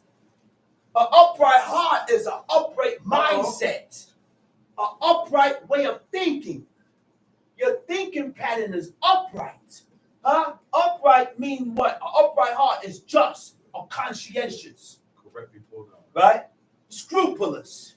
Scrupulous means Yeah. you are very concerned to avoid doing wrong against God. Very, very careful. You're very careful when doing things that is wrong against the laws and the commandments of God. You're careful. Run it down. That's why, this is why, before I do certain things and I have doubts about doing these things, I stay away from it. Because I want to put myself in a realm or in a position where I violate the law of God and I don't know. I'm not sure. Yeah. I'm not sure. So I stay away from it all the way. Conscientious. Huh? A feeling of obligations to make right that which was done wrong. Which means you're going to feel obligated to correct your wrong. You're going to feel obligated to correct what you did that was wrong with God and man. What is just? Conforming to a standard of what is correct by God. Where we at? Verse what? 7? Verse 7. Time I sheet. will praise thee with uprightness of I will heart, praise thee with uprightness of heart. when I shall have learned thy righteous judgments. Uh-huh. I will keep thy statutes. Oh, forsake me not utterly. Uh-huh. Wherewithal shall a young man He cleanse said, his way? how will a man clean his ways? How can you clean your ways? The word for cleanse is yizakeh. Yizakeh means to attain. How can you attain the ways of God? How can I gain the ways of God? Tamshi. By taking heed thereto, according to the word of God. That's how you attain his ways. By hearkening to his word. That easy. All I gotta do is hearken unto God's word, and I can acquire the ways of God by hearkening everything that I read in this book. Huh? Tamshi. With my whole heart have I sought thee. With my whole heart have I sought thee. Huh? The word for sought is darash. How do you seek God? How do you seek God? The definition for darash means to seek or to resort. Let's dig it. We're going to dig deep. To seek or to resort. Now we're going to get into the little, right? Resort means what? The action of turning to and adopting. The action of turning to and adopting a course of action, especially a disagreeable or undesirable one. Right? So now we have to adopt, right, the course of actions of God. Because I'm an undesirable one. Huh? Right. What? Right. Because I'm an undesirable. Right. So I have to do that. Right. Right. Okay. Because I'm naturally disagreeable. I'm naturally disagreeable. I am undesirable. Yeah, And it's hard for me to gain Got you. any type of desire for God. So in order to not be disagreeable or undesirable, I got to adopt my ways to the ways and the I have actions to of resort God. to this. That's I got to resort. It's my Right? yeah. How to adopt. Yeah. Adopting means to accepting something foreign to one's nature. Okay. This is strange. These laws are strange to you What? because your parents hasn't raised you this way. Well, And even if you was raised this way, it's still strange to you. Still strange to you. Talk about it. It's still strange Talk to about you. tell me. That's why we flip and flop. Yeah. That's why we back up and push forward. That's why we jump in and out with God. Talk about it. Because it's strange to you. Talk Huh? about it, John. Tom She. Your whole heart have I sought thee. Oh, let me not wander from thy commandments. To wander means to stray. To wander also means to err. To violate an accepted standards. Anytime we violated the accepted standards of God, we have strayed away from his laws, commandments, and statutes. Tom She. Thy word have I hid in mine heart, that I might not sin against thee. Blessed art thou, O Lord. Teach me thy statutes. Blessed art thou, O Lord. Teach me thy statutes. What verse you at? I'm at 13 now. Tom She. With my lips have I declared all the judgments of thy mouth. Uh-huh. I have rejoiced in the way of thy testimonies, Mhm. as much as in all riches. I will meditate in thy precepts and have respect unto thy ways. Mm-hmm. I will delight myself in thy statutes. I will not forget thy word. Uh-huh. Deal bountifully with thy servant, that I Deal may live. bountifully, with thy servant. He said, deal with thy servant. Tom She, that I may live. And keep thy word. Because if God not dealing with you, if God is not guiding you, you're going to be led astray. That's right. Talk about According it, to the John. lust of your own heart. That's We right. need God we need the guidance of God. I said we need the guidance of God so that to keep me from falling off to the wayside. Yeah. Talk about To it. keep John. me from falling off. Tom She. Open down mine eyes, that Open I may down behold mine eyes, wondrous that things what? out of thy law. That I may behold wondrous things out of that law. The chastisement of God corrects us and keeps us in the way of That's laws. right. I want God to chastise me. Yeah. You should want God to rebuke you. Yeah. You should want God to do these things to you because by his chastisement, by his rebuke, you can be better. Yeah. Talk about it, John. I can be better with God. Talk about it, John. But the only way to be better with God during the chastisements of God, I have to first realize that the chastisement comes from God. That's right. By not blaming you. Uh-oh. The reason why this happens because you did it. No, not because of what he did. It's because of what God did to me. Yeah, talk Because of my shortcomings with God. Yeah, talk about That's why. Tom She. I am a stranger in the earth. Hide not my I am a commandments from stranger me. in the earth. Read. Hide not thy commandments from He me. said, don't hide your laws from me. Please. Don't keep me from your laws, Tom She. My soul breaketh for the longing that it had. He said, my soul breaketh. You know what it means in the Hebrew? It means my spirit is broken. It means my spirit is broken. We have to break our spirit. Yeah, The reason why our spirit is not broken because we are proud. Talk about it. Pride won't allow us to break our spirit because the broken spirit and the contrite heart, God loves that. Because when your spirit is broken, now you are able to hearken to God. That's right. Talk about Now you are able to fulfill his laws. Right. Now you are able to fulfill this commandment because as Pride. when you break your spirit, Break your your pride pride. is broken. Break your pride. When you break your spirit, your pride is broken. That's what gotta get broken. We got to break our spirit to fulfill these laws and push for these laws, commandments, and statutes, man. Tom She. Thou hast rebuked the proud that Thou are hast first. rebuked the proud. The word for proud is zedim. You know what it means? It don't mean proud. The word for proud is zedim. Zayin dalet yod mem, Sophie. It means presumptuous. The presumptuous person. When you overstep your boundaries. Uh-oh. What are the boundaries? Your boundaries are the place. boundaries that God has set. Uh-oh. You take freedom in violation of the commandments of God willfully. Know when you're doing wrong. Know when you're doing Yeah, wrong, talk but you about still it. do it. Still do it. Huh? He said, thou hast rebuked the proud, that are cursed, which do So err. does this sound like we are a blessed people? No.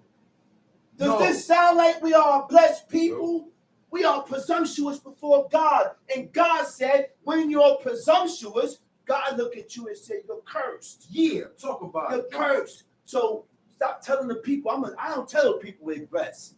You know At why? all. I don't tell the people they're blessed because the people sin presumptuously. Yeah, talk and about God said, when you sin presumptuously, you are cursed. That's right. Talk about it. Automatic. Tom, Talk about it, Drama. God has rebuked the proud that are cursed, which do err from thy commandments. We still err from thy commandments. Remove from me reproach and contempt. Time out. Wait a minute. These are things that we need to ask God to remove from us. Because if God don't remove it from us, we can't serve God. Talk about it. So what God said?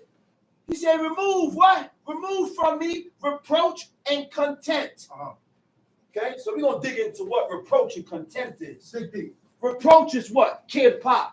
Kirpa means reproach. It means to express disappointment. You know, I had conversations with people, and they have expressed their disappointment in the laws of God. That's a fact. They have expressed their disappointment or displeasure in the word of God because it doesn't correlate and sizzle with their spirit. That's right. Because they don't accept it. Huh? Disappointment and displeasure. Your disappointment means what? Fail to fulfill the hopes or expectations of. Huh? So we disappointed God. Your displeasures means what? Feelings of disapproval. Yeah. Huh? But these are things we need to ask God to remove from us. Reproach, and the other one is contempt.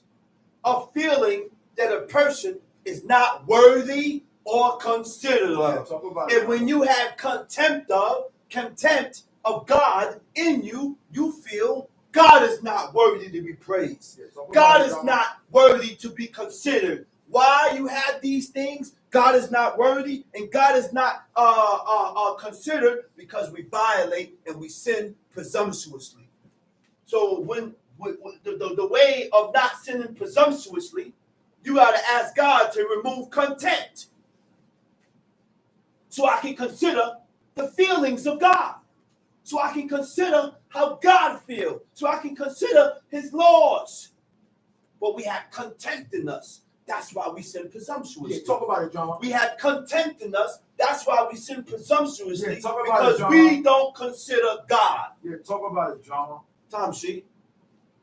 Princes also did sit and speak against me, but thy servant did meditate in thy statutes. Thy testimonies are also my delight and my counselors. All right. And with that, I hope everybody has gotten what was bought. Yeah. And I'm going to say Shabbat Shalom. Shalom. Pesach Shalom. This is the last day of Pesach.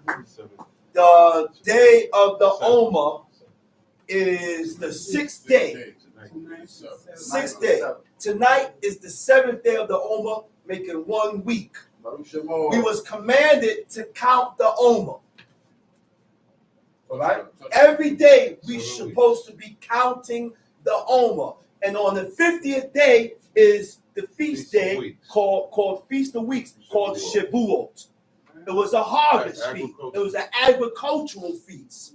All right? It's called Shavuot on the 50th day. And with that, Horai has gotten what was bought.